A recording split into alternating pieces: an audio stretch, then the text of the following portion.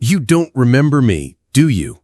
Source's voice cut through the diner's chatter as she set the coffee cup down, her hands trembling.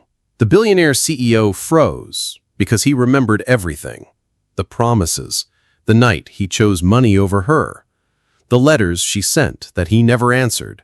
And now she was standing here, 25 years later, serving him coffee while wearing a name tag that should have read Dr. McMahon if he hadn't destroyed her dreams. What he did next would make headlines around the world. But first, he had to survive the reckoning in her eyes. If you are enjoying this story, don't forget to hit that subscribe button, like the video, and comment where you are watching from. Your support helps us bring more powerful stories. And trust me, you won't want to miss them. Now, let's continue. The 43rd floor of the Columbia Center in Seattle held the kind of silence that money bought. Jacob Alexander stood before windows that stretched from floor to ceiling, watching the morning fog roll across Elliott Bay. His reflection stared back, sharp jawlines softened by exhaustion, gray threading through black hair that once fell carelessly across his forehead. At 43, he commanded a tech empire worth $12 billion. At 43, he ate breakfast alone every morning. His phone buzzed against the glass desk. "Mr. Alexander, the quarterly reports are ready for your review." "Send them up, Patricia." Jacob's voice carried the weight of a man who had learned that every word held consequences. He moved to his desk, past walls lined with awards that meant nothing and photos with politicians who called him friend but didn't know his middle name. The reports painted the picture his investors craved. Alexander Technologies had acquired 17 companies in the past year alone.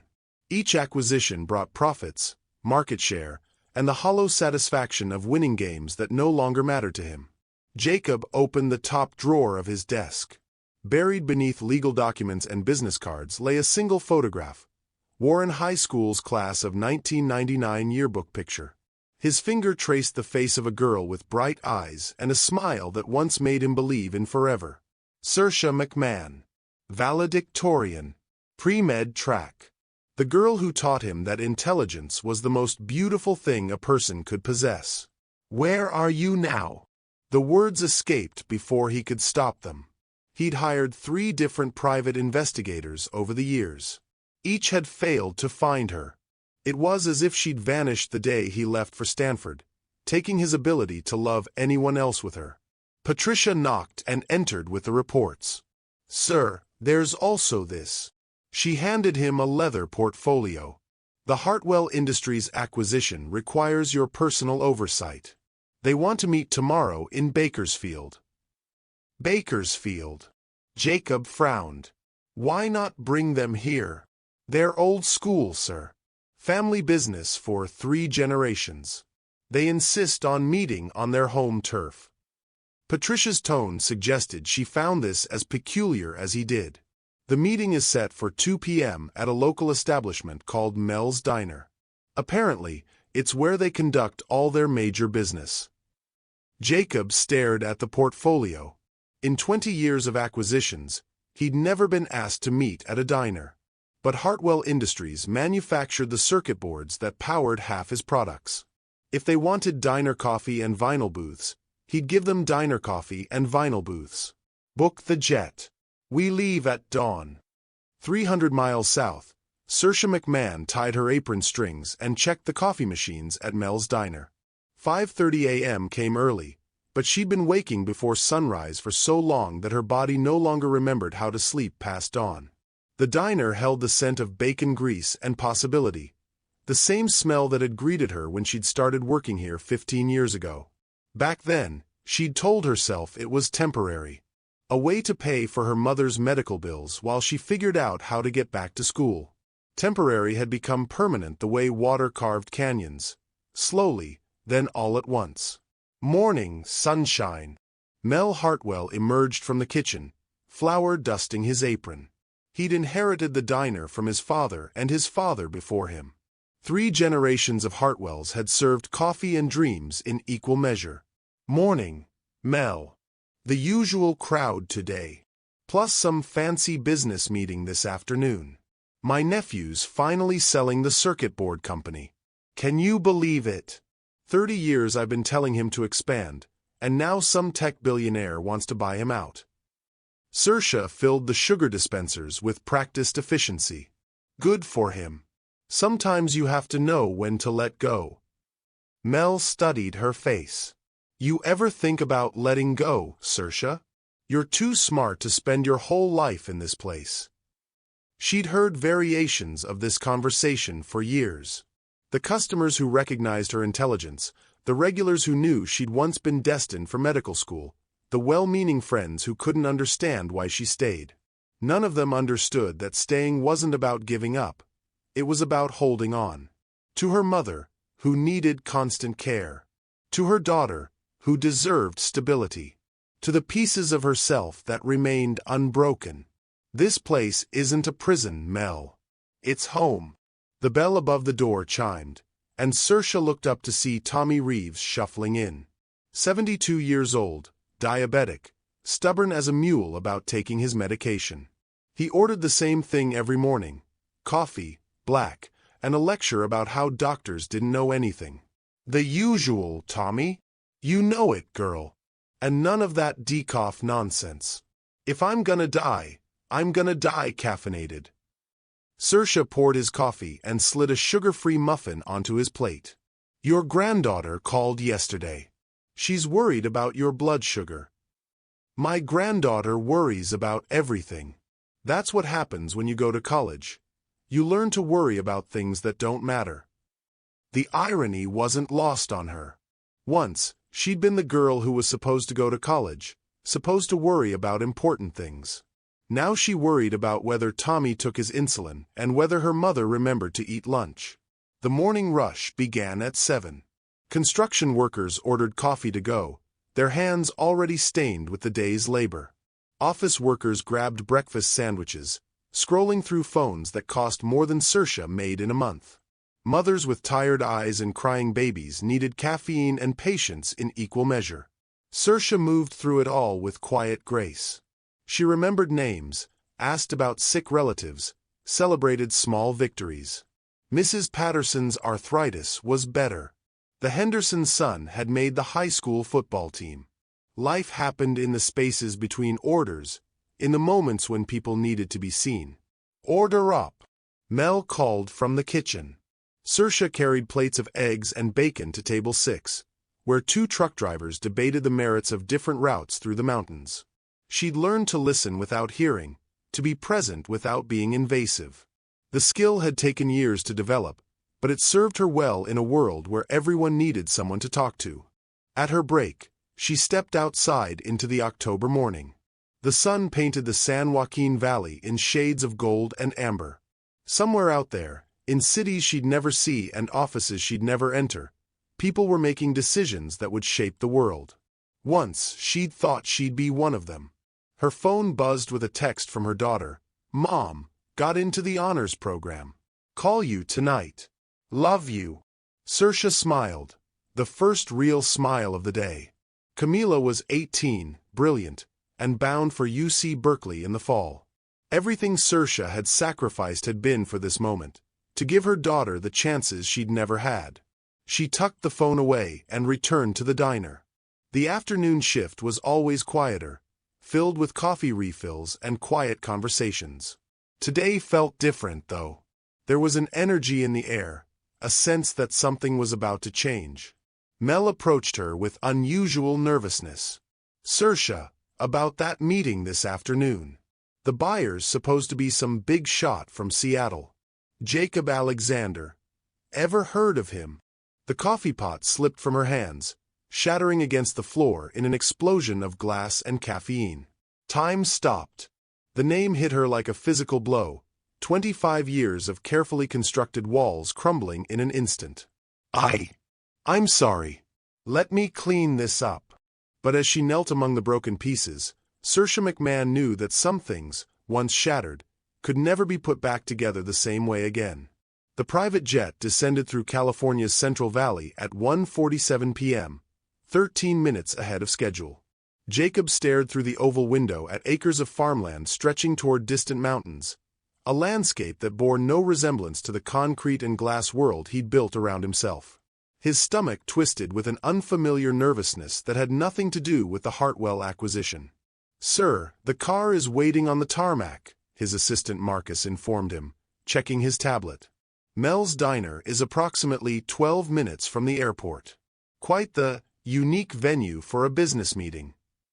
Jacob straightened his navy suit jacket and grabbed his briefcase. Sometimes the most important deals happen in unexpected places. The words felt prophetic as they left his lips, though he couldn't explain why. The rental car wound through Bakersfield streets, past strip malls and fast food chains that could have belonged to any American city. But as they approached the older part of town, the buildings grew smaller, more personal. Hand-painted signs replaced corporate logos. This was the kind of place where people knew their neighbors' names and business was conducted with handshakes instead of legal teams. Mel's Diner sat on the corner of Chester Avenue and 19th Street like a time capsule from 1962. Red vinyl booths lined the windows, and a neon sign buzzed with the promise of home-style cooking 24/7. Jacob's chest tightened as they pulled into the parking lot. Something about this place felt familiar in a way that defied logic. He pushed through the glass door, and a bell announced his arrival with a cheerful chime. The scent hit him first: coffee, bacon, and something sweeter that reminded him of... No, it couldn't be. The diner hummed with afternoon conversations. Two elderly men debated baseball statistics over pie and coffee. A mother cut pancakes for twin toddlers who wore more syrup than they consumed. In a corner booth, a teenager hunched over homework, earbuds blocking out the world. "You must be Mr. Alexander." Jacob turned to see Mel Hartwell approaching, a sturdy man in his 60s with calloused hands and genuine smile lines. "Mel Hartwell, thanks for making the drive down here. I know it's not what you're used to, but this place has been in my family for 40 years. Seemed fitting to discuss the future here." "Of course. I appreciate the authenticity." Mel led him toward a booth in the back corner. "Can I get you some coffee while we wait for my nephew? Best in the valley, I promise you that." "Please." Jacob slid into the booth, his back to the wall out of habit. From here, he could survey the entire diner, catalog the exits, assess the situation. 20 years of high-stakes business had taught him to control his environment. But then she emerged from the kitchen. Time didn't slow. It stopped completely. She carried a coffee pot in one hand and wore a uniform the color of sunshine, her dark hair pulled back in a practical ponytail. 25 years had refined her features without hardening them, added wisdom to her eyes without dimming their intelligence. She moved with the same quiet grace he remembered, but there was something new in her bearing, strength forged by surviving whatever life had thrown at her since he'd last seen her face. Cersa McMahon. The girl who'd held his heart. The woman he'd never stopped loving. Their eyes met across the diner, and the coffee pot trembled in her hands. For a heartbeat, she was 18 again, wearing his Letterman jacket and laughing at something he'd whispered in her ear. Then reality crashed back, and she was a stranger in a uniform, staring at the man who'd left her behind. Jacob's carefully constructed world tilted on its axis. "Sir." Mel's voice seemed to come from very far away. "Everything all right?" Jacob forced himself to breathe, to think, to function like the businessman he'd trained himself to be. But his hands shook as he reached for his water glass. "Fine. I'm fine." Cersa approached their table with professional composure, but Jacob caught the slight hitch in her step, the way she gripped the coffee pot a little too tightly. When she spoke, her voice carried the same melodic quality that had once whispered his name in the darkness of teenage summers. "Good afternoon. Can I get you gentlemen some coffee?" The question was directed at both of them, but her eyes focused somewhere past Jacob's shoulder, as if looking directly at him might cause her physical pain. "Coffee would be great," Jacob managed, his voice rougher than intended. She poured slowly, carefully, the liquid dark as the secrets they'd both been carrying. When she leaned forward to fill his cup, he caught a hint of vanilla perfume, the same scent she'd worn to prom. The memory hit him like a physical blow. Her hand in his, promises made under starlight, the way she'd looked at him like he hung the moon. Will there be anything else? The professional mask never slipped, but Jacob saw the teenager behind it, the girl who'd planned to change the world. Actually, Mel interjected, oblivious to the charged atmosphere. This is Cersa McMahon, our finest waitress. Been with us 15 years. Cersa, meet Jacob Alexander, the gentleman who's interested in buying out my nephew's business. The formal introduction felt absurd. They'd once known every freckle on each other's skin, every dream in each other's hearts. Now they were strangers making polite conversation in a diner that smelled like lost possibilities. Nice to meet you, Mr. Alexander. Her voice was steady, but Jacob caught the slight tremor underneath. I'll let you gentlemen discuss your business. She turned to leave, and panic flared in Jacob's chest. 25 years of wondering, of regret, of building an empire to fill the void she'd left behind, and now she was walking away again. Cersa. Her name escaped before he could stop it. She paused, her shoulders tensing. Yes. 1,000 questions crowded his throat. Where have you been? Are you happy? Do you ever think about us? Did you know I never stopped looking for you? Thank you for the coffee. The words were inadequate, pathetic even. But they were all he could manage with Mel watching and the weight of 2.5 decades pressing down on them both. She nodded once and walked away, leaving Jacob staring after her like a man who'd just seen a ghost. Fine woman, Mel commented, settling back into his seat. Smart as a whip. Used to be pre-med, you know. Life threw her some curveballs, but she landed on her feet. Always does. Pre-med. Jacob's heart clenched. She'd gotten into Stanford's pre-med program the same year he'd started computer science. They'd planned to go together, to build a life in California while pursuing their dreams. But his father's company had needed him, and Stanford had offered him opportunities he couldn't refuse. He'd convinced himself he was being practical, responsible. He'd convinced himself she'd understand. Mr. Alexander? You seem distracted. Jacob forced his attention back to Mel. Sorry. It's been a long day. But across the diner, he watched Cersa refill coffee cups and take orders, her movements economical and graceful. Every few minutes, their eyes would meet by accident, and the air between them would crackle with unfinished conversations and unhealed wounds. At 2:15, Mel's nephew arrived, Tommy Hartwell Jr., a nervous man in his 50s who apologized profusely for being late. They spent the next hour discussing circuit board manufacturing, profit margins, and integration strategies.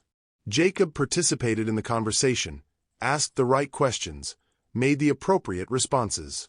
But part of his consciousness remained focused on the woman who moved through the diner like she owned every inch of it. During a lull in the conversation, she approached their table again. More coffee. This time, Jacob looked directly at her. Really looked. He saw the lines around her eyes that spoke of laughter and worry in equal measure. The wedding ring that wasn't there, leaving only a pale band of skin on her finger. The way she carried herself with dignity despite wearing a uniform that probably cost less than his tie. Please. As she leaned forward to pour, their fingers brushed against the handle of his cup. The contact lasted less than a second, but electricity shot up Jacob's arm like he'd been struck by lightning. Cersa's hand jerked, and coffee splashed onto the table. I'm so sorry. She grabbed napkins from her apron, her professional composure finally cracking. Let me clean that up. It's fine. Jacob's voice was gentler now, more like the boy she'd once loved. Really? For a moment, they were the only two people in the diner. The business meeting, the other customers, the weight of their separate lives all faded away. There was only this, two people who'd once promised each other forever, now separated by 25 years and a coffee stain on a Formica table. Cersa. Jacob began, not knowing what he wanted to say. But the spell broke as Mel cleared his throat, and the real world crashed back in. She finished cleaning the spill with quick, efficient movements, then disappeared back into the kitchen without another word. The business meeting concluded at 4 o'clock with handshakes and promises to have contracts drawn up within the week. Jacob went through the motions, but his mind remained focused on the woman who'd vanished into the back of the diner like smoke. As the Hartwells prepared to leave, Jacob made a decision that surprised even him. Actually, I think I'll stay for a while. I'd like to get a feel for the local area.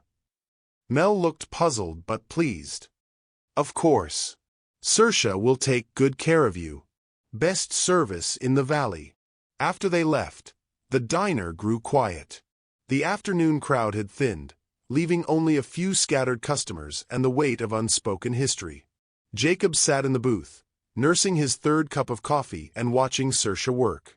She moved efficiently between tables, but he noticed she avoided looking in his direction. The careful distance she maintained spoke volumes about the wounds that had never properly healed. Finally, as the sun began its descent toward the western mountains, she approached his table one more time.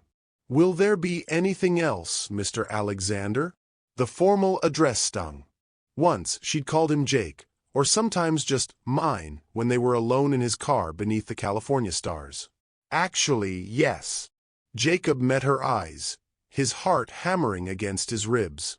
"I was wondering if you might have a minute to talk." Cersa glanced around the diner, checking for other customers who might need her attention.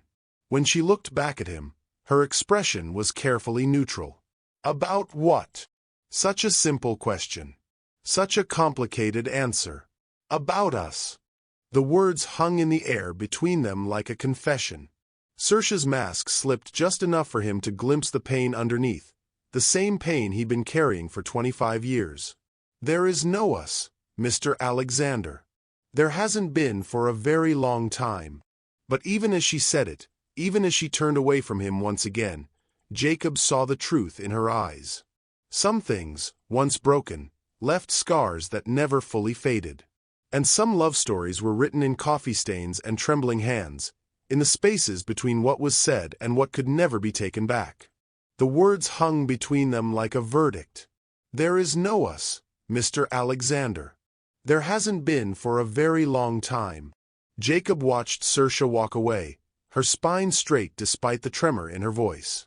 The formal distance of Mr. Alexander cut deeper than any accusation could have. He stared into his coffee cup, seeing his reflection fractured in the dark surface. Across the diner, Cersa busied herself wiping down tables that were already clean. Her movements were sharp, almost aggressive, as if she could scrub away the last hour along with the coffee rings. Every few seconds, she'd glance toward the kitchen door like a trapped animal calculating escape routes. Jacob pulled out his phone, pretending to check emails while his world tilted sideways.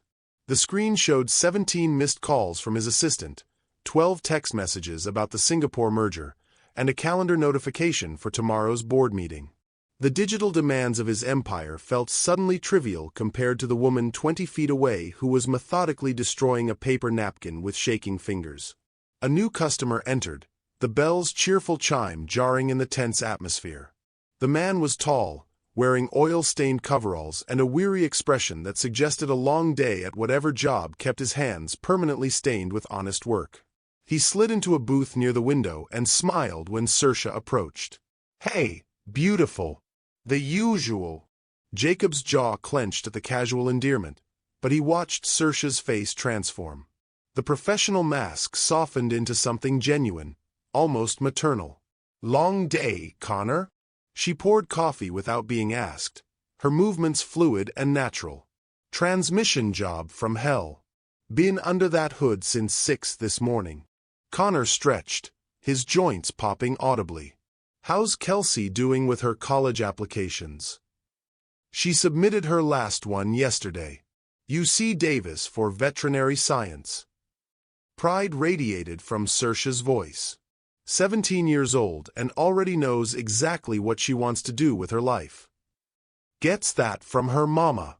Smart women run in the McMahon family. Jacob's chest constricted. Kelsey.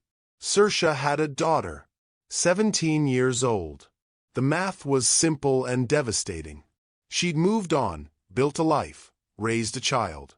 While he'd been acquiring companies and building his fortune, she'd been creating something infinitely more valuable.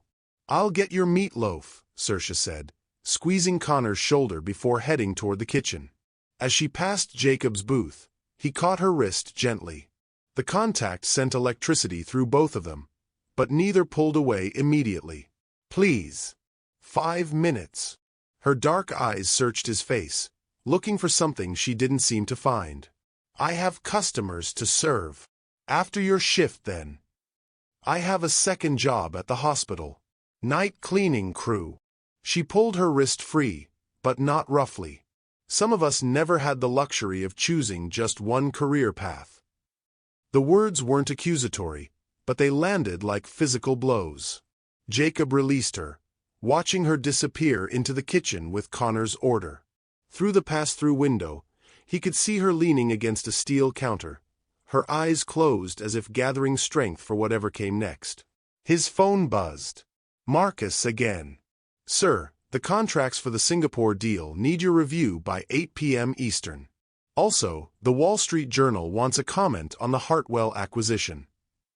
Jacob stared at the phone, at the world of quarterly reports and stock prices that had consumed his life for 2 decades. 24 hours ago, this call would have sent him into immediate action. Now it felt like noise from another universe. "Handle it," he said simply. "Sir. All of it. Handle all of it." He ended the call and watched through the kitchen window as Cersa loaded Connor's plate with meatloaf, mashed potatoes, and green beans. She moved with the efficiency of someone who'd done these motions thousands of times.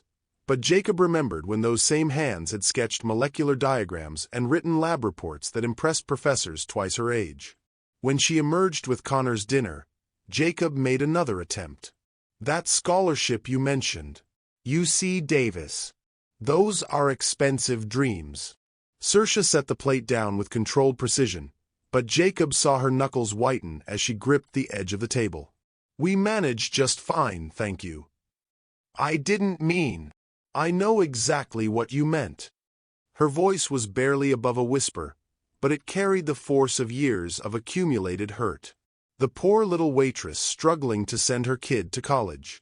The charity case who didn't make it out of her small town. "Is that what you see when you look at me?" "That's not what I see at all." "Then what do you see, Jacob?" His name on her lips felt like absolution and condemnation in equal measure. She dropped the formal distance, and the raw pain underneath was worse than her professional politeness had been.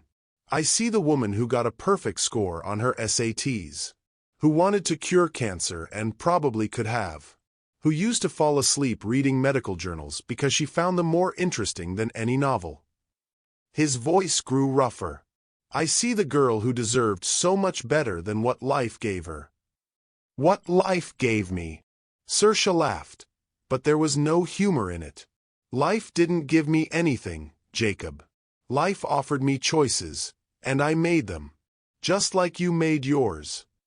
Before he could respond, the kitchen timer buzzed, and she was moving again, checking on other customers, refilling coffee cups, maintaining the careful dance that kept a small-town diner running. But Jacob could see the cracks in her armor now, the way her smile didn't quite reach her eyes when she talked to the regular customers who clearly adored her. At 6:30, the dinner rush began. Families filled the booths, teenagers claimed the counter stools, and Cersa moved between them all like a conductor orchestrating a familiar symphony. Jacob watched her interact with a young couple celebrating their anniversary, an elderly woman who needed help reading the menu, a group of high school students counting quarters to pay for pie and coffee.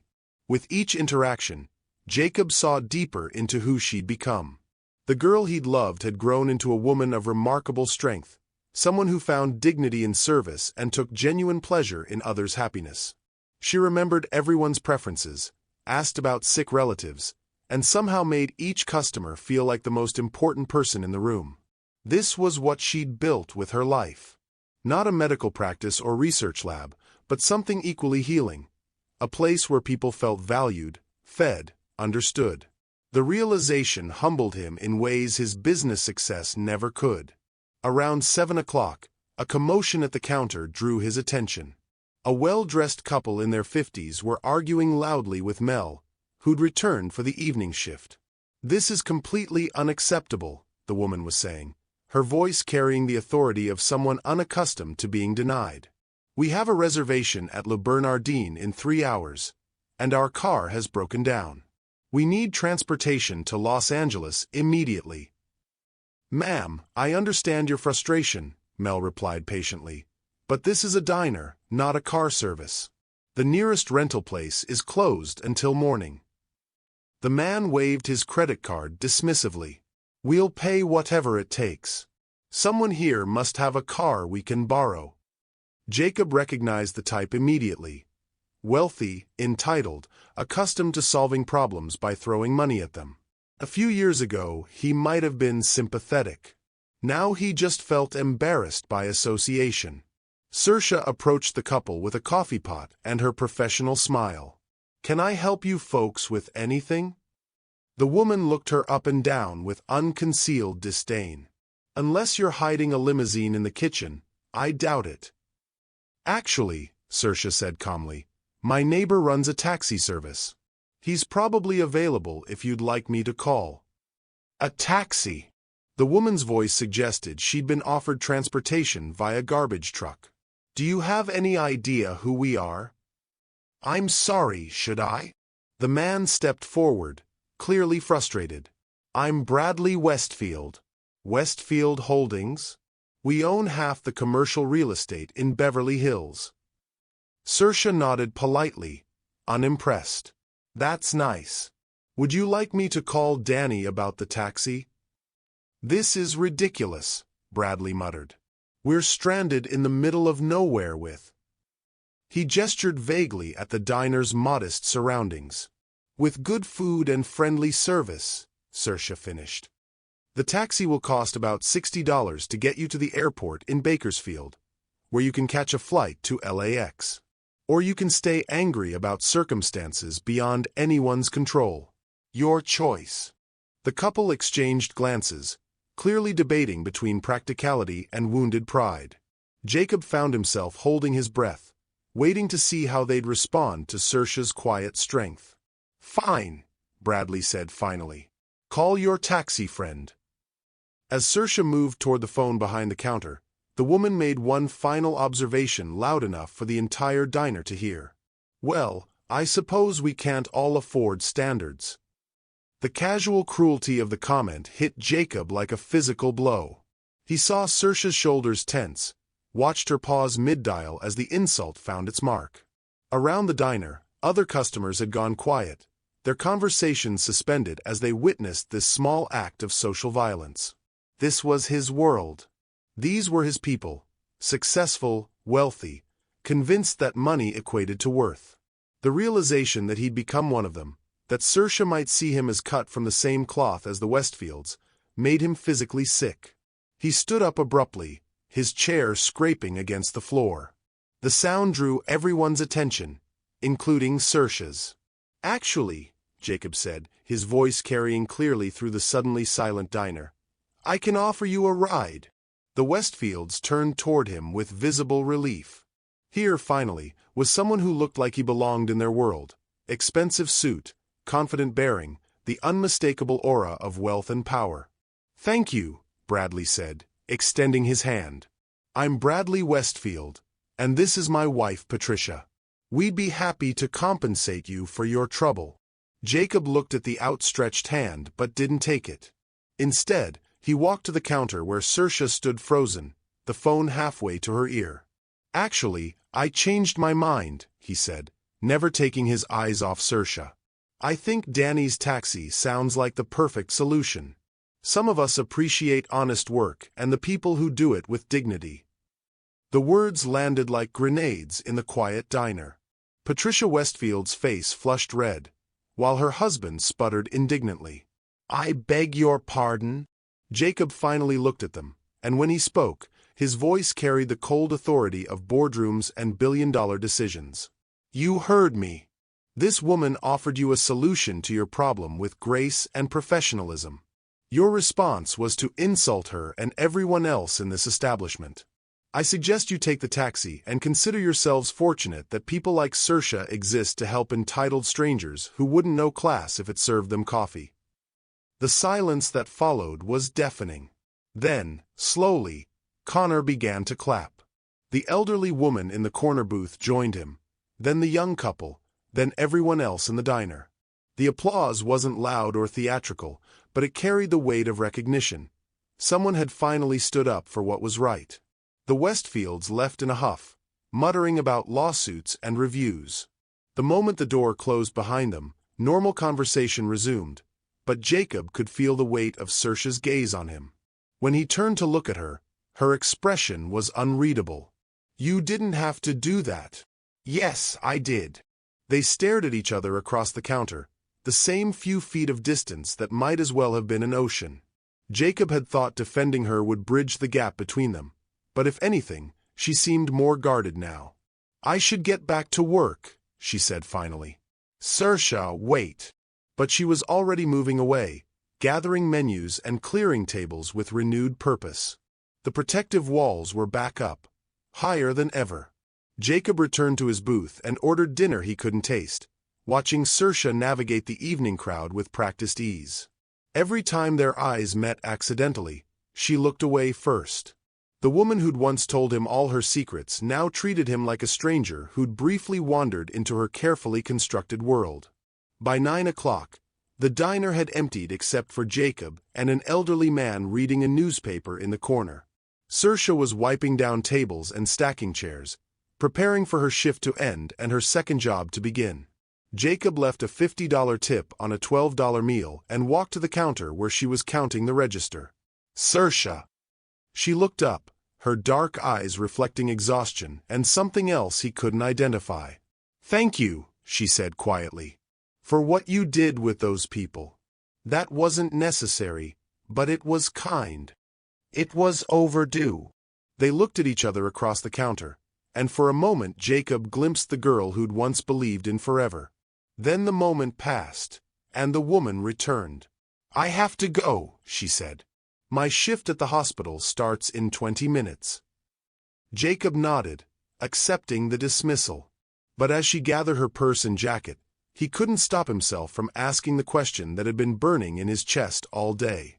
"Are you happy?" Cersa paused in the doorway, her back to him.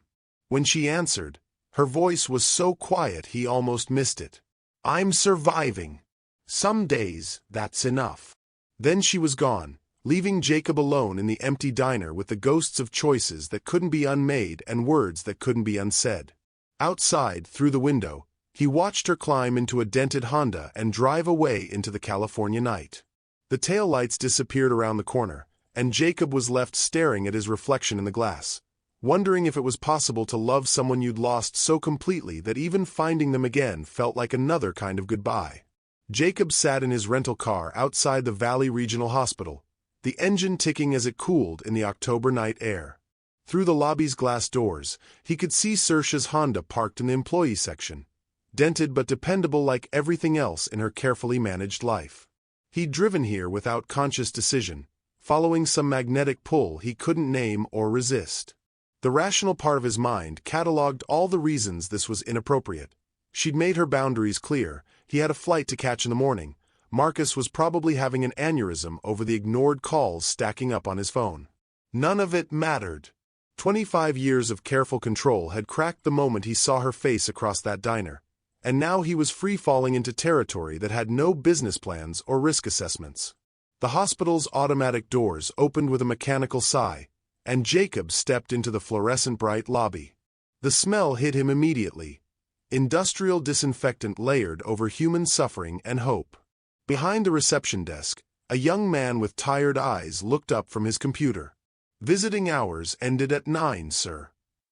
I'm looking for someone who works here. Night cleaning crew. Cersa McMahon." The receptionist's expression shifted to something more interested. "You family." Jacob hesitated. What was he exactly? An old friend.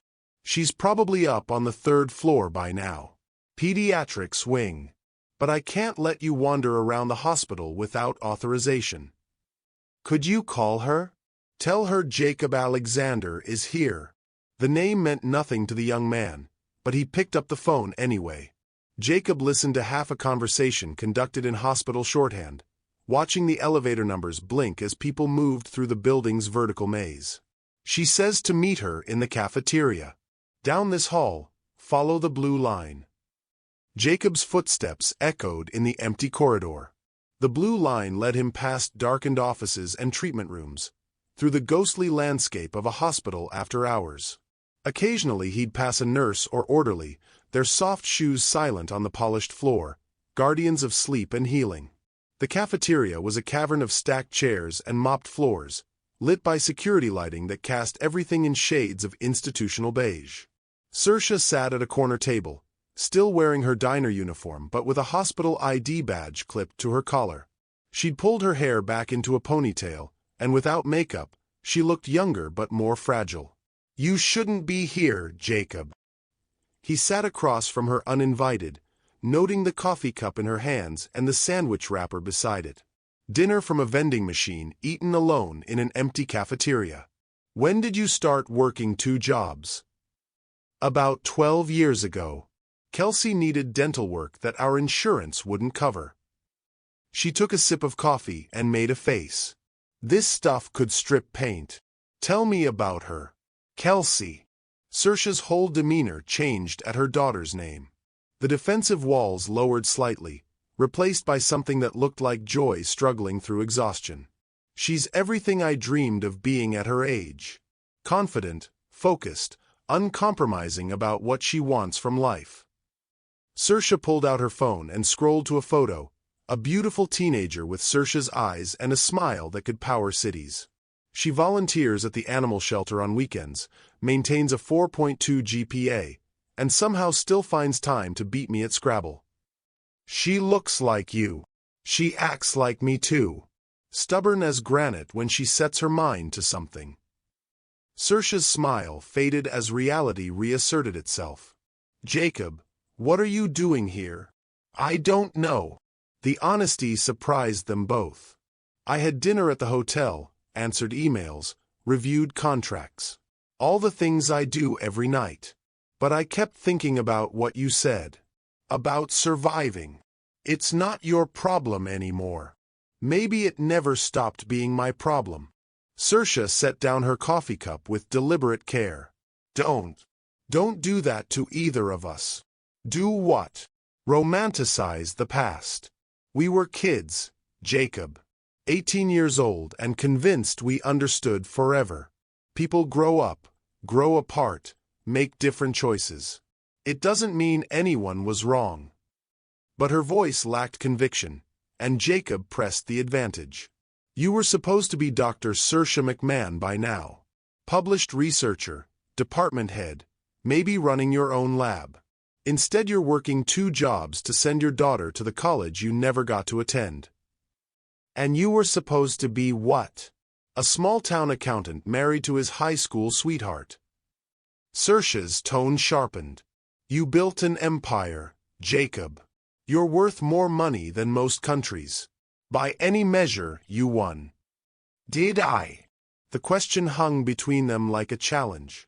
Cersa studied his face in the harsh cafeteria lighting, looking for deception or manipulation. Whatever she saw there made her shoulders sag slightly.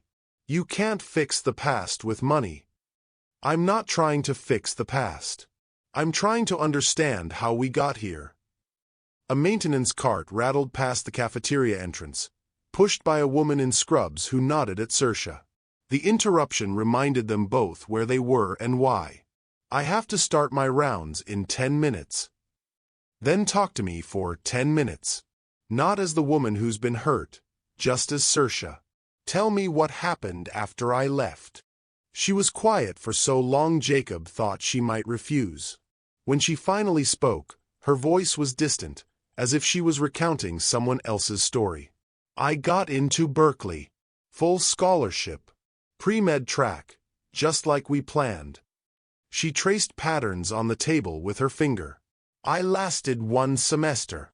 What happened?" "Dad had his first heart attack Thanksgiving weekend. Mom couldn't handle the medical bills and his care by herself.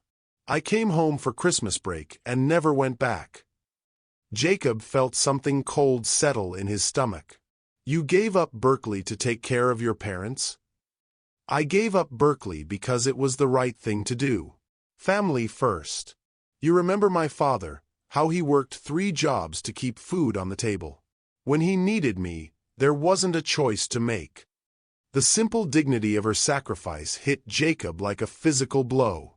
While he'd been networking and climbing academic ladders, she'd been changing bedpans and holding vigil in hospital rooms.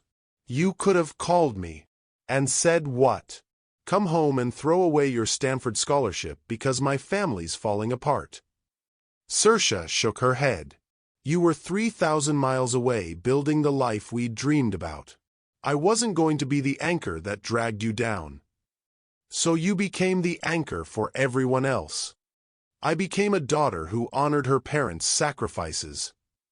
Jacob wanted to argue that there might have been other ways, that love should have found a solution that didn't require her to give up everything. But the certainty in her voice told him those arguments had been fought and settled 25 years ago. What about medical school later? After your father recovered? He didn't recover. The heart attack was the first of 6. Each one weaker, requiring more care. Mom developed early-onset Alzheimer's when I was 23. By then I had Kelsey to think about too. Kelsey's father isn't in the picture. Never was, really. Just a mistake I made when I was lonely and grieving and stupid enough to think someone else might fill the hole you left behind. The words cut deep, but Jacob heard the pain underneath the anger. Cersa. Don't you dare pity me. She stood up abruptly, her chair scraping against the floor. I made my choices, just like you made yours. I have a daughter I love more than my own life, work that matters, and people who depend on me. Maybe it's not the fairy tale we imagined when we were 18, but it's real and it's mine. She walked toward the cafeteria exit, but Jacob caught up with her in the hallway. Wait, please. Jacob, I have work to do. People are counting on me to show up. The way your family counted on you. The way Kelsey counts on you. The way everyone in that diner counts on you to remember their coffee preferences and ask about their sick relatives. He stepped in front of her, forcing her to meet his eyes. When do you get to count on someone else? The question hit its mark. For just a moment, Cersa's carefully maintained composure cracked, and Jacob saw the exhaustion underneath. 25 years of being strong for everyone else, of putting her own dreams on permanent hold while she served everyone else's needs. That's not how life works for people like me. What if it could be? Jacob, stop. What if there was another way? There isn't. But she didn't move away, and Jacob took that as encouragement. There could be. If you'd let me. Let you what? Rescue me. Write a check and solve all my problems. Her voice rose, echoing in the empty hallway. I'm not a charity case or a business problem you can acquire and fix. That's not what I meant. Then what did you mean? Because standing here in this hallway 25 years too late, offering vague possibilities like some corporate fairy godfather, isn't helping either of us move forward. A nurse rounded the corner, pushing a cart of medications. She glanced at them curiously but continued on her rounds. The interruption reminded them both that they were having this conversation in a public place where Cersa's professional reputation mattered. I should go, Cersa said quietly. Mrs. Patterson in room 314 always asks for her floors to be mopped twice. She has OCD, and the routine helps her sleep. The casual intimacy of her knowledge about the patient's needs highlighted everything Jacob admired about the woman she'd become. She noticed people, remembered their preferences, took care of them in ways that went far beyond job requirements. How many patients know your name? Most of them. Why? At my company, I'm surrounded by hundreds of employees. Vice presidents, department heads, people who've worked there for years. I couldn't tell you half their names, much less their personal stories. That's different. You're running a billion-dollar company. I'm mopping floors. You're healing people, creating moments of peace and dignity in the worst times of their lives. Tell me which one of us is doing more important work. Cersa stared at him, and for the first time since he'd walked into the diner, her defensive mask slipped completely away. What he saw underneath was a woman who'd forgotten how to dream for herself, who'd been giving so much for so long that she'd lost track of what she might want to receive. I can't do this with you, Jacob. Not here, not now. Maybe not ever. Why? Because I remember what it felt like when you left the first time. Because I can't afford to hope for things that don't exist. Because I have responsibilities that can't wait while I figure out what some impossible conversation in a hospital hallway might mean. She pulled her hospital ID from her pocket and headed toward the elevator bank. Jacob watched her press the call button, saw her check her watch, noted the way she squared her shoulders as she prepared to return to the work that defined her life. The elevator doors opened with a soft ding. Cersa! She turned back, one hand holding the elevator door open. I'm not leaving town tomorrow. Jacob! I canceled my flight. I'm staying until we finish this conversation. There's nothing left to say. There's 25 years of things to say. The elevator began to beep insistently, and Cersa had to make a choice. She could step inside and end this, or she could acknowledge that maybe, despite all the hurt and distance and impossibility, there were still things worth fighting for. She let the elevator doors close and walked back to where Jacob stood waiting. 3 days, she said. I work doubles through Wednesday, then I have Thursday off. If you're still here Thursday morning, we can talk. Really talk. But after that, you go back to your life and I go back to mine. No drama, no promises, no looking back. Thursday morning. Where? The diner. 6 a.m., before the breakfast crowd. Mel owes me a favor. Jacob nodded, knowing he was agreeing to terms that might break his heart all over again. Thursday at 6. The next elevator arrived, and this time Cersa stepped inside without hesitation. As the doors began to close, she spoke one last time.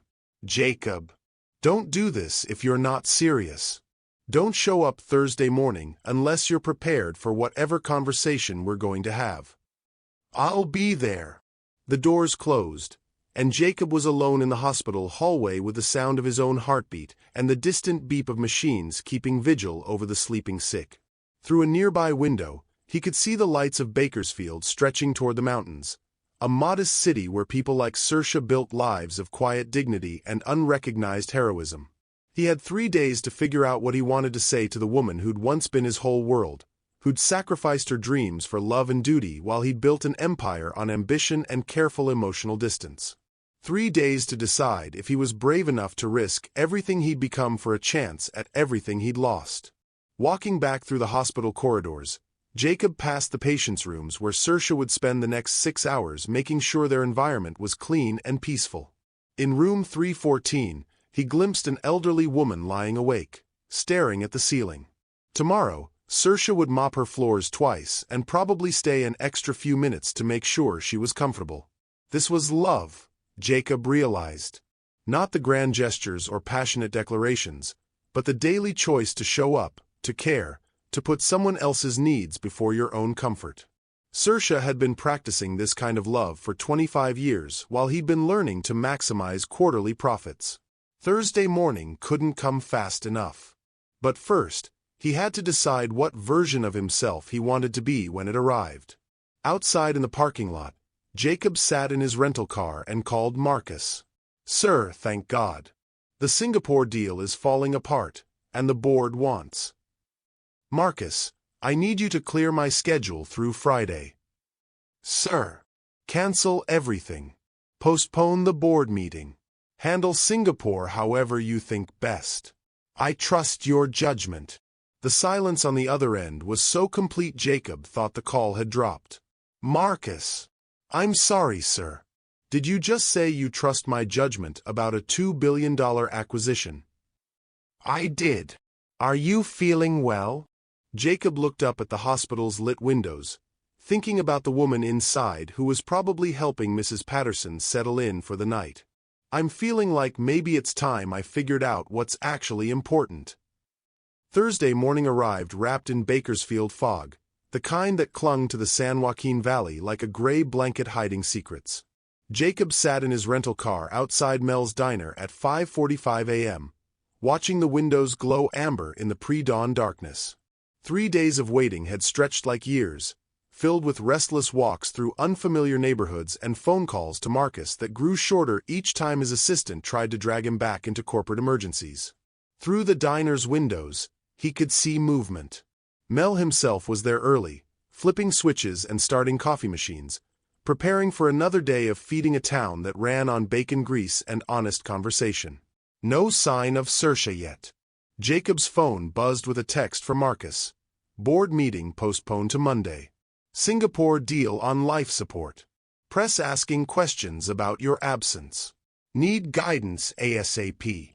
He turned the phone face down without responding. For the first time in 15 years, Alexander Industries would have to function without his constant oversight. The thought should have terrified him. Instead, it felt like stepping out of a cage he'd built around himself one successful quarter at a time. At exactly 6 a.m., Cersa's Honda pulled into the parking lot. She sat behind the wheel for a moment, hands gripping the steering wheel, gathering courage for a conversation that could reshape the careful boundaries of her world. When she finally emerged, Jacob saw she was wearing jeans and a soft blue sweater instead of her diner uniform. Her hair fell loose around her shoulders, and she looked younger, more vulnerable than the armored waitress who'd served him coffee 4 days ago. Mel unlocked the door as they approached, his weathered face creased with curiosity and protective concern. Morning, Cersa. Coffee's fresh, and I've got blueberry pancakes if you change your mind about breakfast. He studied Jacob with the suspicious eye of a man who'd watched too many people come and go from his regular customers' lives. You must be the businessman causing all the fuss. Jacob Alexander. Thank you for opening early. Wasn't my idea. Mel's handshake was firm, testing. But Cersa asked, and she's family here. You treat her right, or you'll answer to more folks than just me. They settled into the corner booth where this had all begun, the same cracked vinyl seats and scarred formica table that had witnessed their first stunned recognition. Cersa wrapped her hands around a coffee mug like it was armor, while Jacob struggled to find words that could bridge 25 years of silence. You stayed, she said finally. I said I would.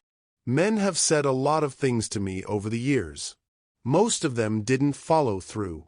The quiet accusation hung between them, and Jacob felt the weight of every unkept promise, every letter unwritten, every phone call never made.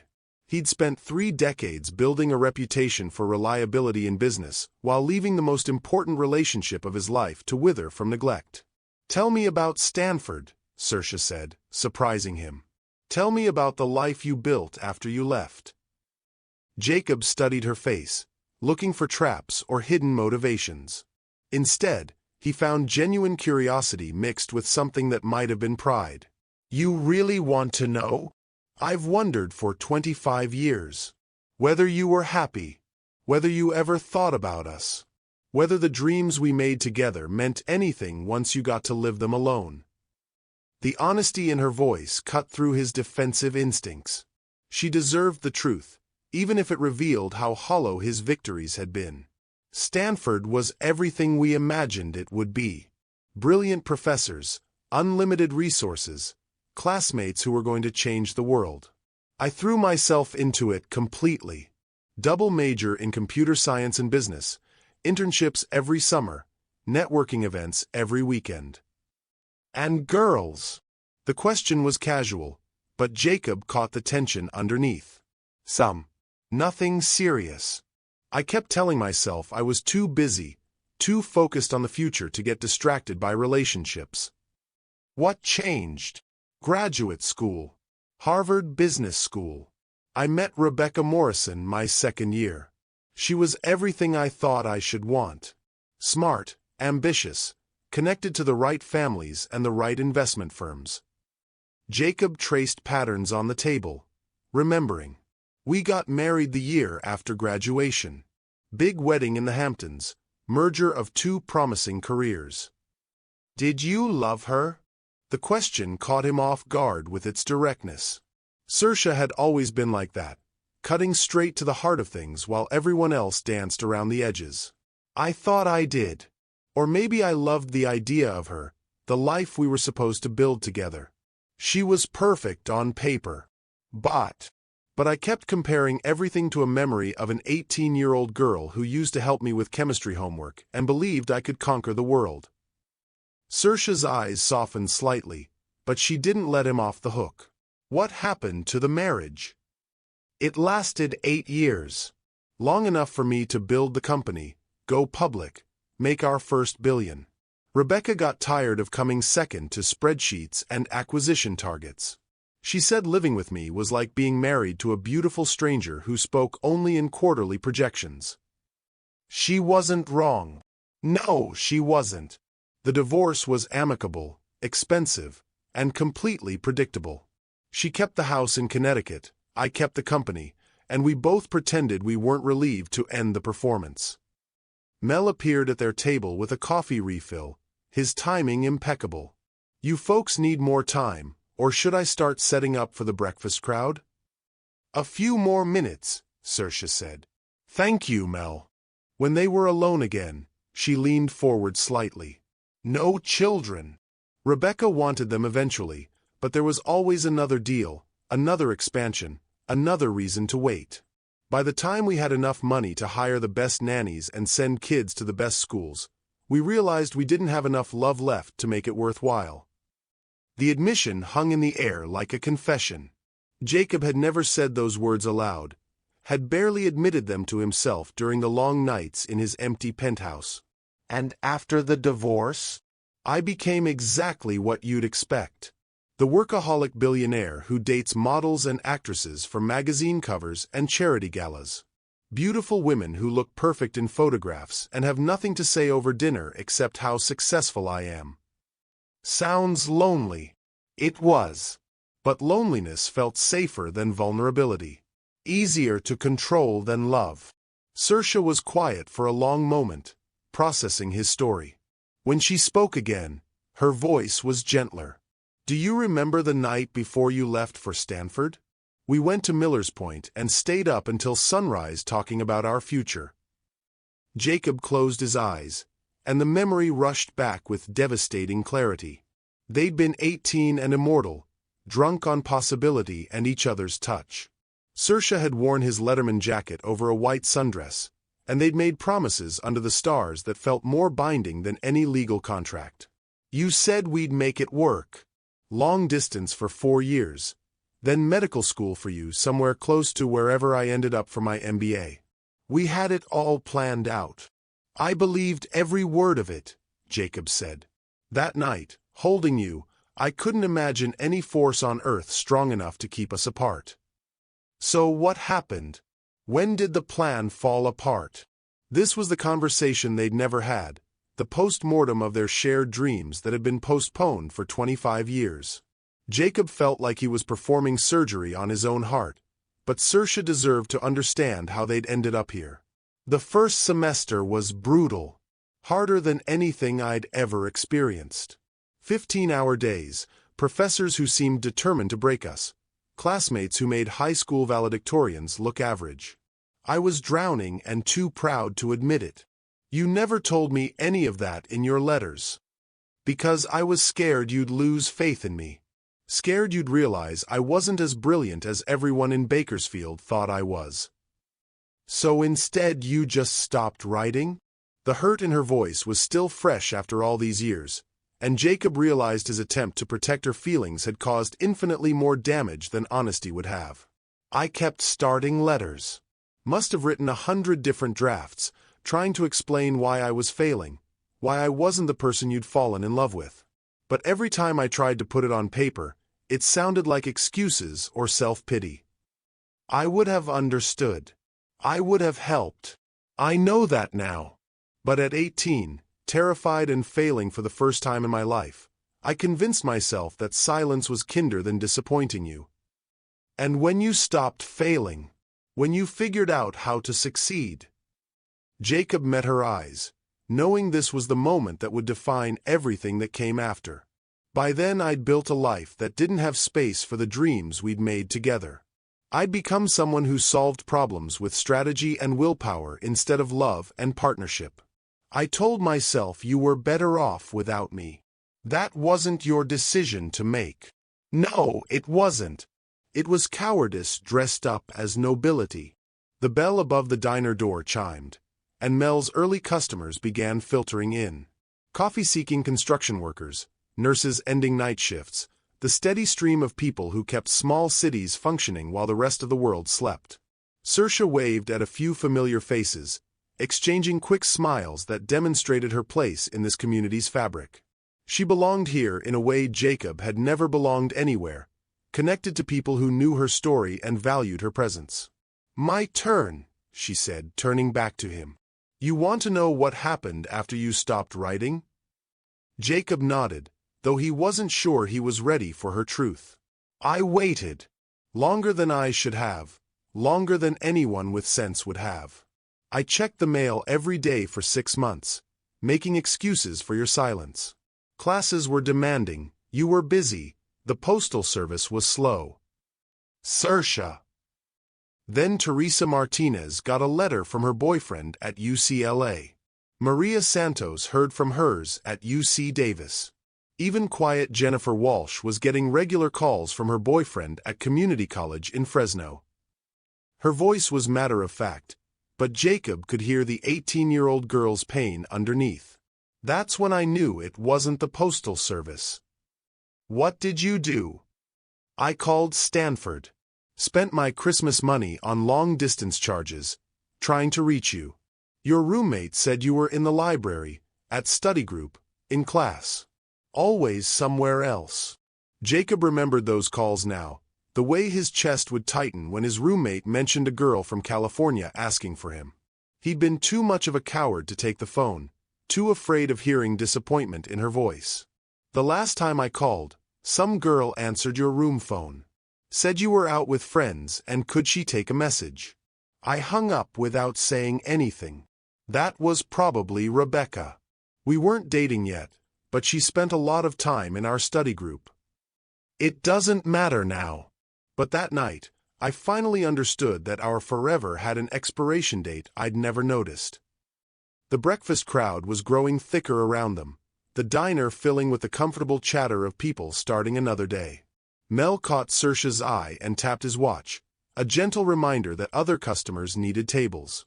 "We should probably wrap this up," Cersa said, but she made no move to leave.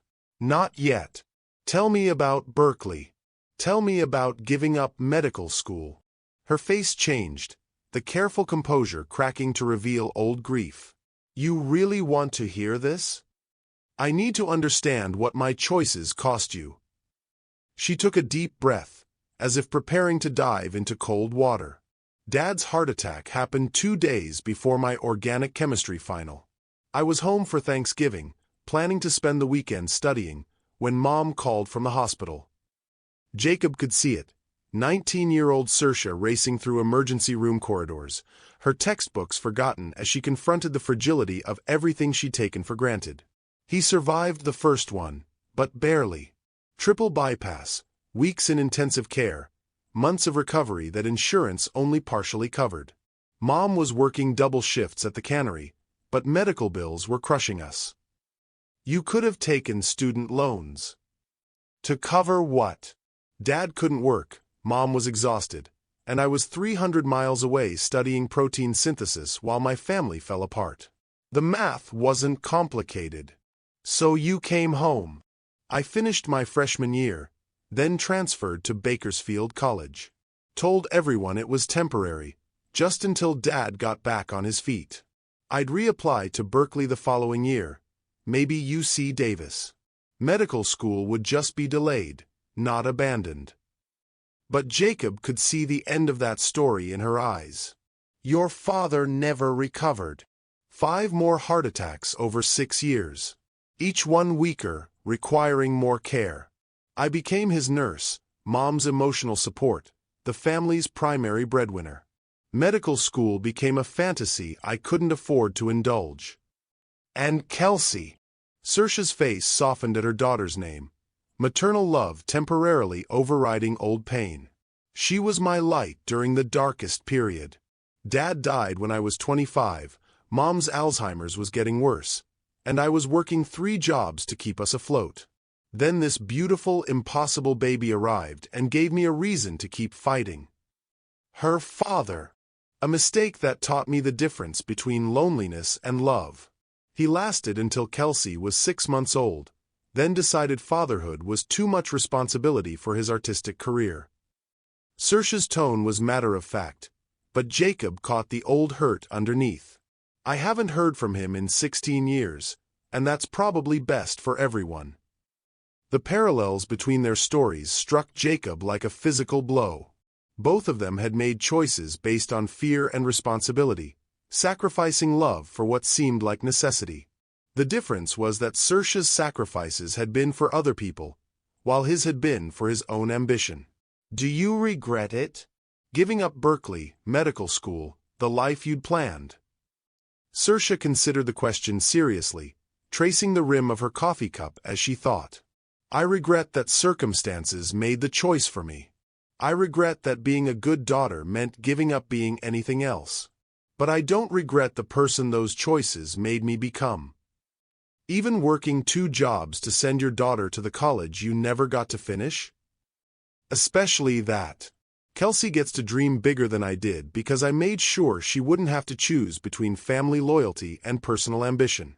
That's not a sacrifice. That's victory. The pride in her voice was unmistakable, and Jacob realized he was looking at a kind of success he'd never learned to measure. Cersa had built her life around love and service, creating value that couldn't be quantified in quarterly reports or stock prices. She's lucky to have you as a mother. She's lucky to live in a time when smart women don't have to choose between caring for family and pursuing careers. When I was her age, those felt like mutually exclusive options. And now she's applying to veterinary programs at UC Davis and Colorado State. She'll be Dr. Kelsey McMahon someday, and she'll never have to wonder what she might have become if circumstances had been different. The simple statement carried the weight of a life spent ensuring someone else's dreams could flourish. Jacob thought about his own legacy, a company that would survive him, stock portfolios that would generate returns for decades, a reputation for business acumen that would outlast his memory. None of it felt as meaningful as the diploma Cersa's daughter would earn next spring. I need to ask you something, Jacob said, his voice rougher than he intended. And I need you to be completely honest. Haven't I been? If I'd taken those phone calls, if I'd written back, if I'd come home that first Christmas instead of taking an internship in Silicon Valley, would it have changed anything? Cersa was quiet for so long Jacob thought she might not answer. When she finally spoke, her words carried 25 years of wonder and regret. Yes, it would have changed everything. How? Because I would have known I mattered to you. I would have known that our love was worth fighting for, worth building a life around, worth the risk of disappointment and failure. She looked directly at him, her eyes bright with unshed tears. I would have known that when life got difficult, we'd face it together instead of apart. The truth hit Jacob like a physical blow. All his careful rationalizations, his belief that silence had been kindness, his conviction that success justified abandonment, all of it crumbled in the face of her simple honesty. I'm sorry, he said, and the words felt inadequate for the magnitude of what he'd lost, what he'd cost them both. I know you are. But sorry doesn't give me back 25 years of wondering if I was worth remembering. It doesn't give me back the medical career I dreamed about or the partnership I thought we were building. Then what can I do? How do I make amends for the choices that hurt you? Cersa stood up, gathering her purse and jacket, preparing to leave. The breakfast crowd was in full swing now, and their private conversation was becoming a public spectacle. You don't make amends for the past, Jacob. You make better choices about the future. She was halfway to the door when he caught up with her, his hand gentle on her arm. Wait, is there a future? For us, I mean. Cersa turned to face him, and for a moment, he saw the 18-year-old girl who'd believed in forever. I don't know. I honestly don't know if either of us is capable of the kind of love we're talking about. You've spent 25 years building walls around your heart, and I've spent 25 years learning not to trust in promises. But you're willing to try? I'm willing to see what happens next. That's not the same thing. Jacob nodded, understanding that he was being offered a chance, not a guarantee. After 25 years of certainty built on careful control, uncertainty felt like stepping off a cliff. What happens next? You go back to your hotel. I go home and help Kelsey with her veterinary school applications.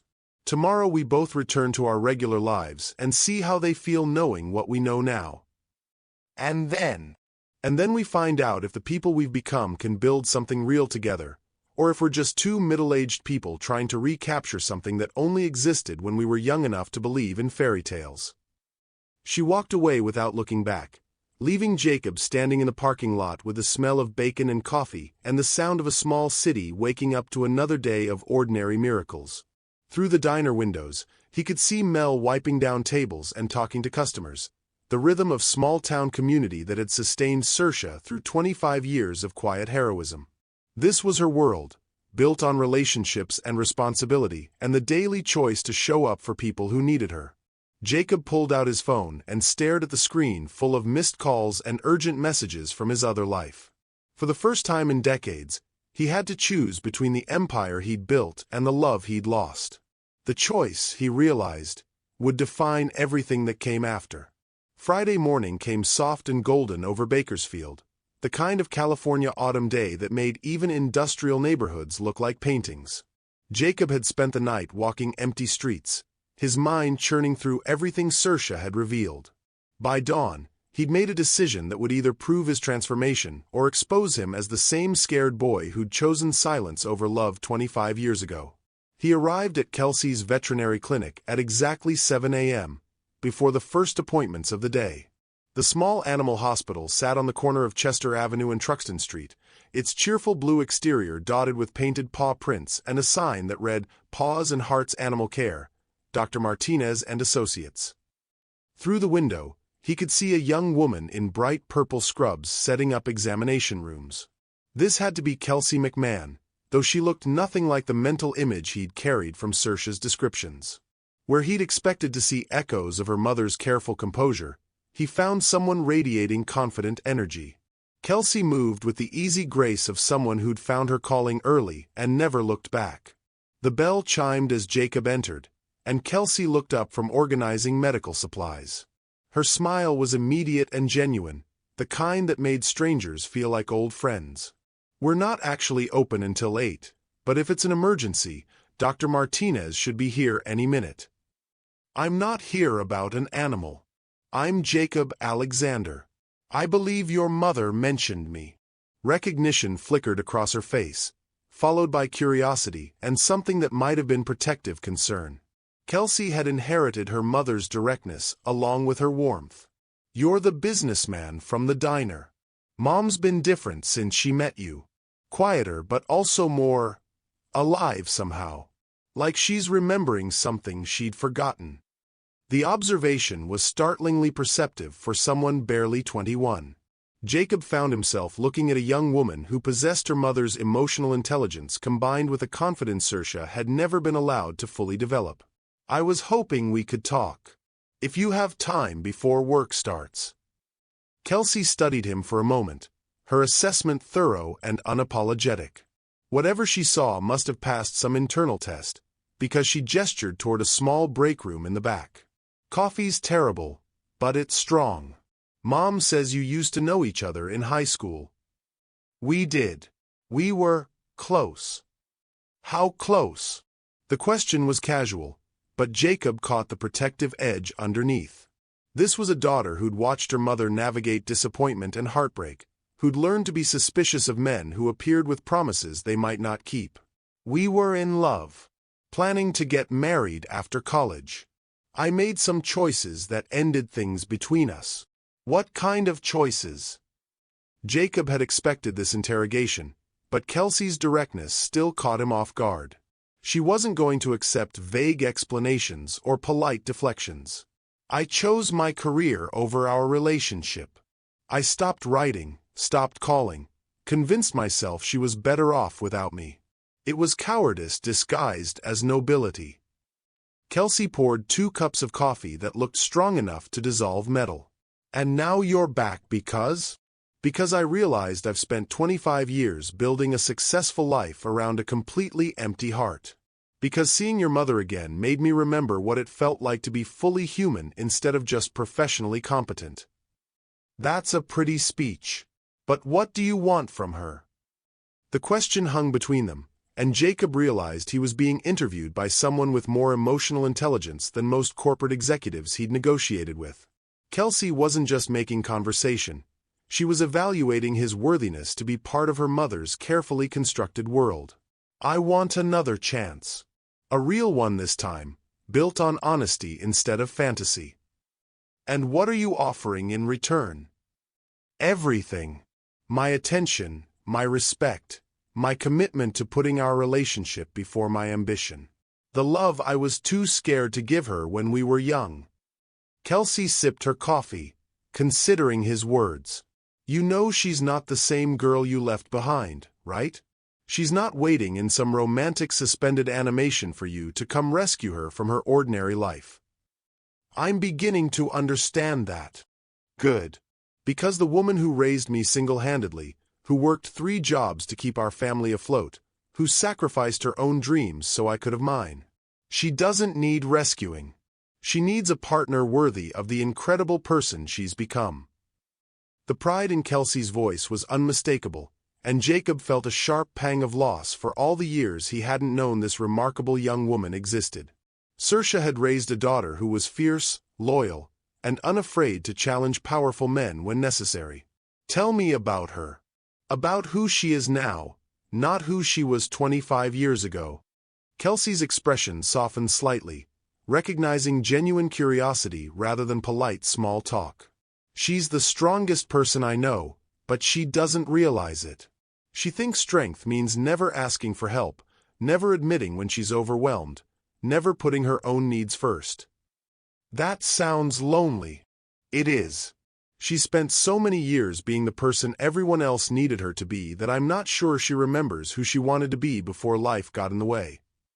Jacob thought about the confident, ambitious girl he'd known in high school, the one who'd tutored half their chemistry class and planned to become a pediatrician.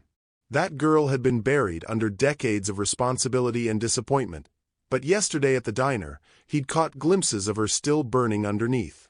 She mentioned you're applying to veterinary school. UC Davis and Colorado State. Early acceptance to both programs, full scholarships based on grades and research. Kelsey's matter-of-fact tone couldn't hide her pride in the achievement. That's incredible. Your mother must be thrilled. She cried for an hour when the Davis letter came. Happy tears, but also something else. Like she was proud and heartbroken at the same time.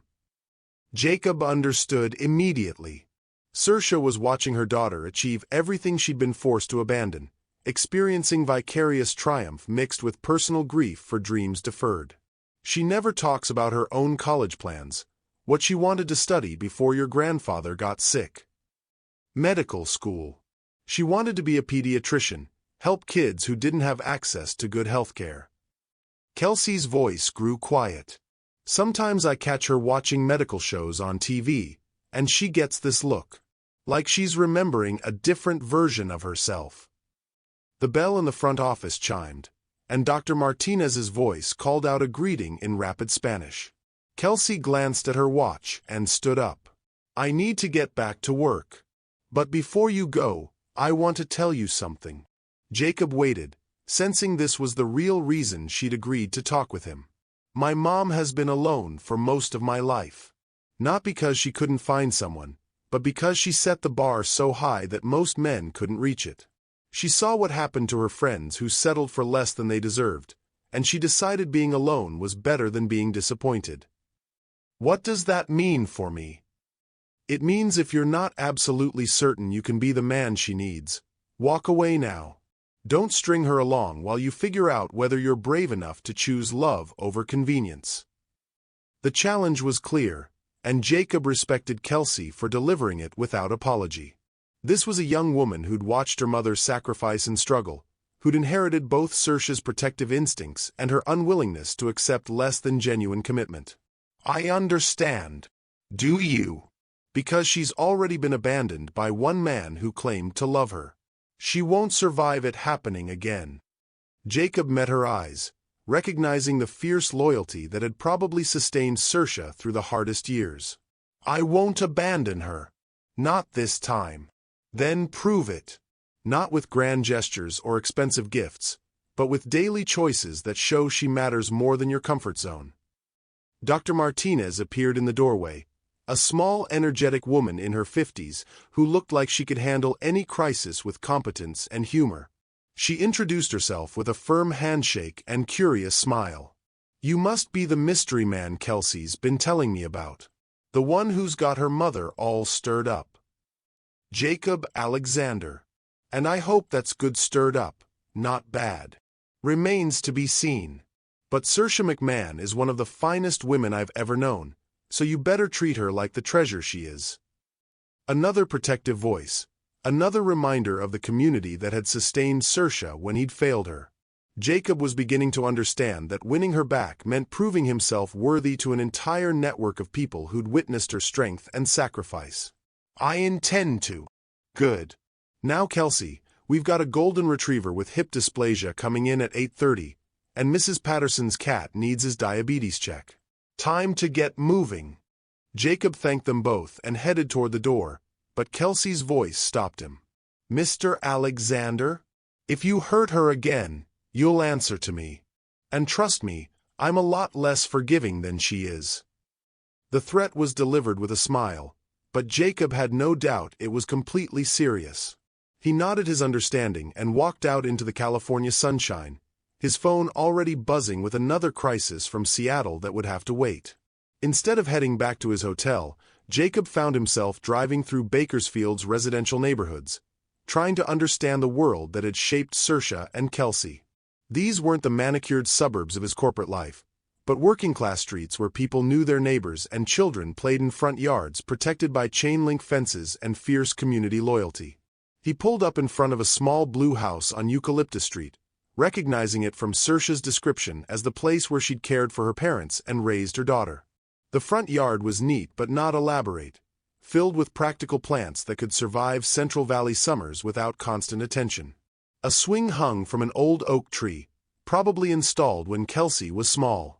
This was where Cersa had built her real life, far from the fantasies they'd spun at 18. Every choice about this house, this neighborhood, this community reflected values Jacob was only beginning to understand. Stability over mobility. Relationships over opportunities. Daily presence over distant promises. His phone rang, startling him out of his contemplation. Marcus again, the fourth call this morning. Jacob, thank God. I've been trying to reach you for hours. The Singapore deal is imploding. The board is asking questions about your absence, and there are rumors in the Wall Street Journal about a hostile takeover attempt. Handle it. Handle what? The Singapore deal, or the board meeting, or the takeover rumors? All of it. You're perfectly capable of managing the company without my constant oversight. What's gotten into you? This isn't like you at all. Jacob looked at the little blue house where a woman had sacrificed her dreams to care for others, where a daughter had learned to set goals and achieve them through hard work rather than inherited advantage. Maybe that's the problem. Maybe the person I've been isn't worth preserving. You're scaring me, Jacob. Are you having some kind of breakdown? I'm having some kind of breakthrough. I'll call you Sunday night with instructions for the week. He hung up before Marcus could argue, then turned off the phone completely. For the first time in 15 years, Alexander Industries would function without his direct involvement for an entire weekend. The company would survive, the stock price would fluctuate, and the world would continue spinning without his careful management. Jacob drove to Cersa's workplace, the hometown kitchen where she'd worked lunch shifts for the past 3 years. It was a family restaurant specializing in comfort food and generous portions, the kind of place where regulars had favorite tables and servers remembered how everyone liked their coffee. Through the windows, he could see Cersa moving between tables with practiced efficiency, her smile genuine as she chatted with customers who clearly considered her a friend rather than just service staff. She wore a bright yellow uniform that should have looked institutional but somehow made her glow with warmth. Jacob watched her interact with an elderly man who seemed to be dining alone, the way she lingered at his table to chat about his grandchildren and listen to stories he probably told every waitress who'd sit still long enough. She brought him extra rolls without being asked and refilled his coffee before he noticed it was empty. This was Cersa in her element, caring for others with the same attention to detail Jacob brought to corporate acquisitions. The difference was that her work created genuine human connections, while his created quarterly profits that would be forgotten by next year's shareholders' meeting. A text from Kelsey interrupted his observation. Mom gets off at 3 p.m. She usually stops at the grocery store on Palm Avenue, then goes home to check on Grandma before dinner. Just in case you were wondering about her routine. Jacob smiled at the young woman's transparent matchmaking. For someone who'd threatened him 20 minutes ago, she was remarkably helpful in facilitating his courtship of her mother.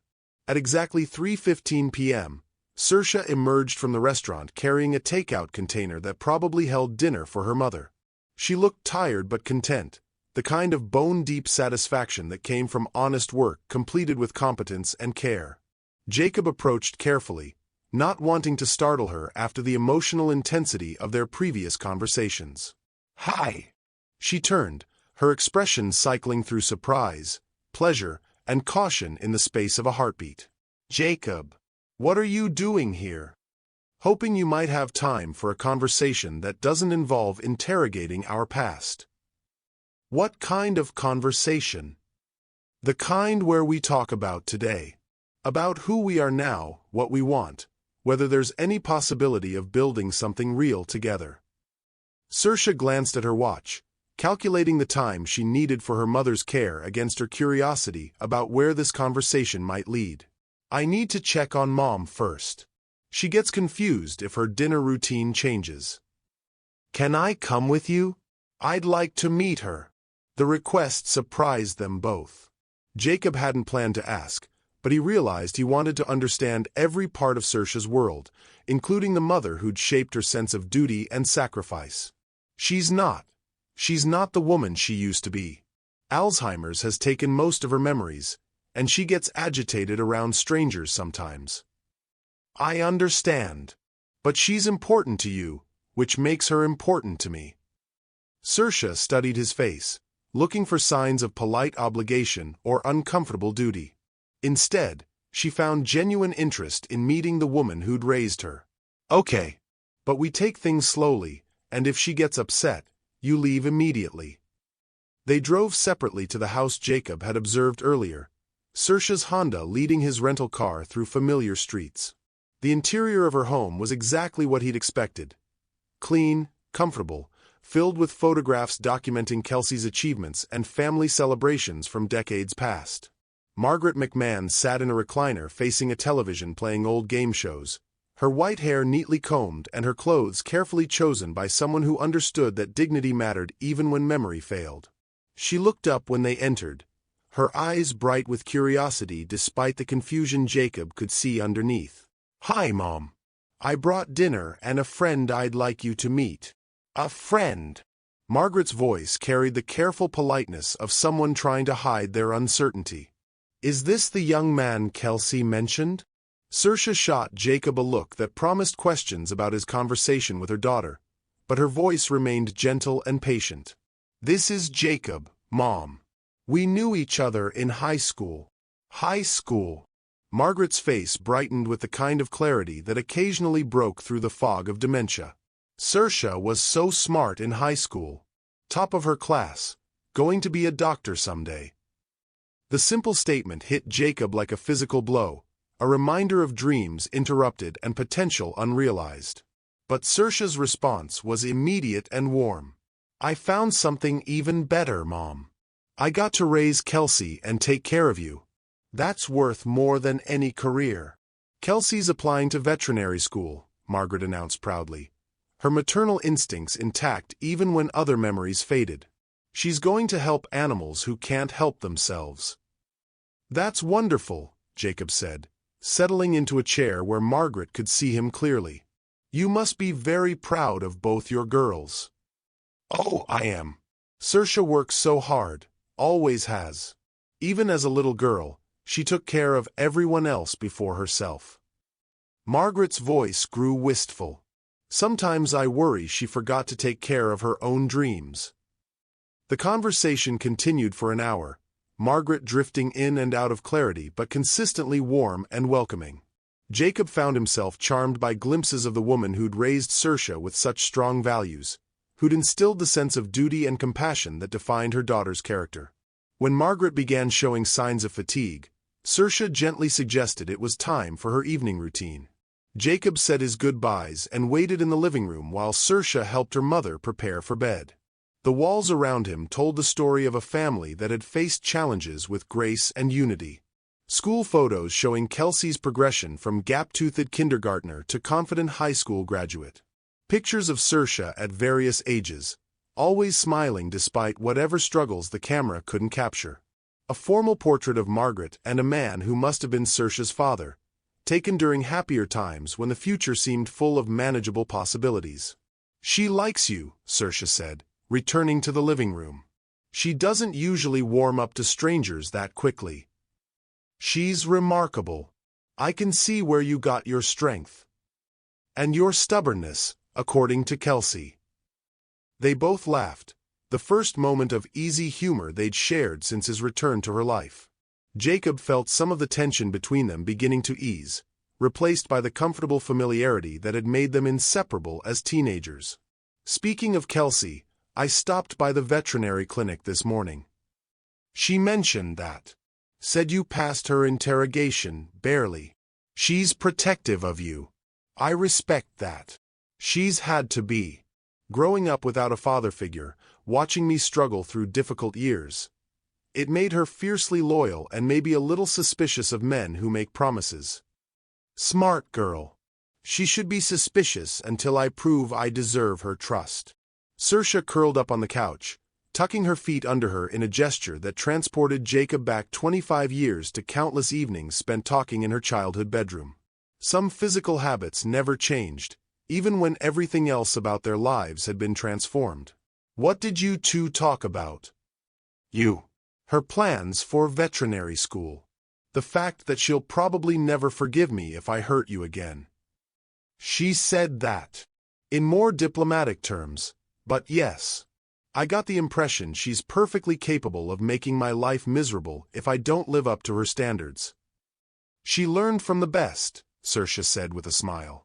I may look sweet, but I can be absolutely ruthless when someone threatens my family. Good to know. Though I'm hoping to join that family rather than threaten it. The words hung between them, more serious than the playful tone he'd intended. Cersa's expression grew thoughtful as she considered the implications of what he'd said. Is that what you want? To be part of our family? I want to be part of your life in whatever way you'll have me. Family, partner, friend. I want to wake up knowing I'll see you that day and go to sleep knowing I'll see you tomorrow. That's a beautiful sentiment. But what does it mean practically? You live in Seattle. I live here. You run a billion-dollar company. I serve coffee and take care of my mother. How do we bridge that gap?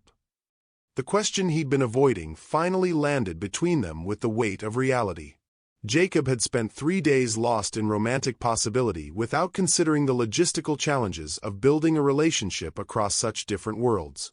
I don't know yet, but I know I want to figure it out together instead of making assumptions about what's possible. And your company. Your responsibilities in Seattle. We'll have to adapt. The company survived before I ran it, and it can certainly function with less micromanagement.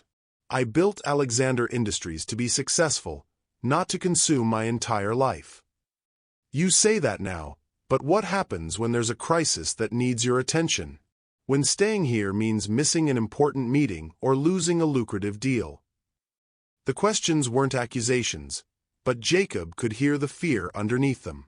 Cersa had been abandoned once by someone who chose ambition over love. She wasn't going to risk that heartbreak again without serious assurances. Then I handle the crisis remotely and let other people manage the meetings. I make choices that prioritize us over profits. That's easy to say when there's no real pressure. But you've built your identity around being indispensable to your company. Can you really walk away from that? Jacob considered the question seriously, recognizing that Cersa deserved honesty rather than romantic promises he might not be able to keep. I don't know. I've never tried to build a life where personal relationships came first. But I know that everything I've achieved professionally feels empty compared to the possibility of building something real with you. And if you try it and discover you can't handle being less important to your company, if you realize you need the validation that comes from being the indispensable CEO, then I'll have learned something important about myself, and you'll be free to find someone capable of giving you the partnership you deserve. The admission surprised them both with its vulnerability. Jacob was acknowledging that his transformation might be incomplete, that good intentions might not be enough to overcome decades of ingrained habits. That's terrifyingly honest. Terrifying for me too. I've spent most of my adult life controlling outcomes through careful planning and strategic thinking. This feels like jumping off a cliff and hoping I'll figure out how to fly before I hit the ground. Cersa was quiet for a long moment, studying his face as if trying to read the truth underneath his words. Whatever she saw must have reassured her, because her posture relaxed slightly. So where do we start? If we're going to try building something together, what's the first step? We spend time together without the pressure of defining what this is or where it's going. We remember why we fell in love the first time and discover who we are as the people we've become. That sounds reasonable. Almost too reasonable to trust. Jacob laughed, recognizing the suspicion he'd seen in Kelsey's eyes earlier. You McMahon women really don't believe in making things easy, do you? We believe in making things real. Easy is overrated if it doesn't last.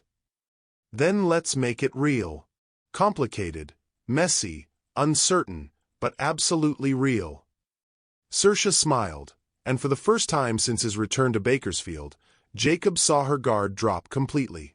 The careful waitress persona, the protective mother mask, the dutiful daughter role, all of it fell away to reveal the woman he'd fallen in love with 25 years ago, transformed by experience but fundamentally unchanged in all the ways that mattered.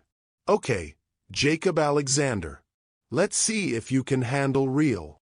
Outside, Bakersfield settled into another peaceful evening, a small city where ordinary people lived extraordinary lives of quiet heroism and daily love. Inside a modest house on Eucalyptus Street, two people who'd lost each other once began the careful work of finding their way back to something that might last forever this time. The future was uncertain, but for the first time in decades, uncertainty felt like possibility rather than threat. The next morning arrived gray and cold, unusual weather for October in Bakersfield that seemed to mirror the tension building in Jacob's chest. He'd slept poorly in his hotel room, alternating between euphoria over his evening with Cersa and panic about the 17 missed calls from Marcus that had accumulated overnight. At 6 a.m., he finally surrendered to the inevitable and called Seattle. Jesus Christ, Jacob, where have you been? Marcus's voice crackled through the phone, sharp with stress and barely controlled anger. The Singapore deal collapsed completely. Chen Industries pulled out after we missed 3 consecutive conference calls, and they're threatening to go with Morrison Tech instead. Jacob rubbed his eyes, trying to shift his mind from the warm intimacy of Cersa's living room to the cold realities of international business. What's the total exposure? $47 million in lost revenue, plus another $20 in development costs we can't recover. But that's not the worst part. The board called an emergency meeting for Monday morning. There are rumors about a vote of no confidence. The words hit Jacob like cold water. In 15 years of running Alexander Industries, He'd never faced serious challenges to his leadership. The company's consistent growth and profitability had insulated him from the kind of internal politics that destroyed other executives. On what grounds? Abandonment of fiduciary duty. Dereliction of executive responsibilities. The Singapore deal was your baby, Jacob. You personally negotiated the initial terms, promised Chen you'd be directly involved in implementation. When you vanished without explanation, they took it as a sign of disrespect and instability. Jacob walked to his hotel window, looking out at the parking lot where normal people were starting their Saturday routines. Families loading kids into minivans for soccer games. Elderly couples walking small dogs.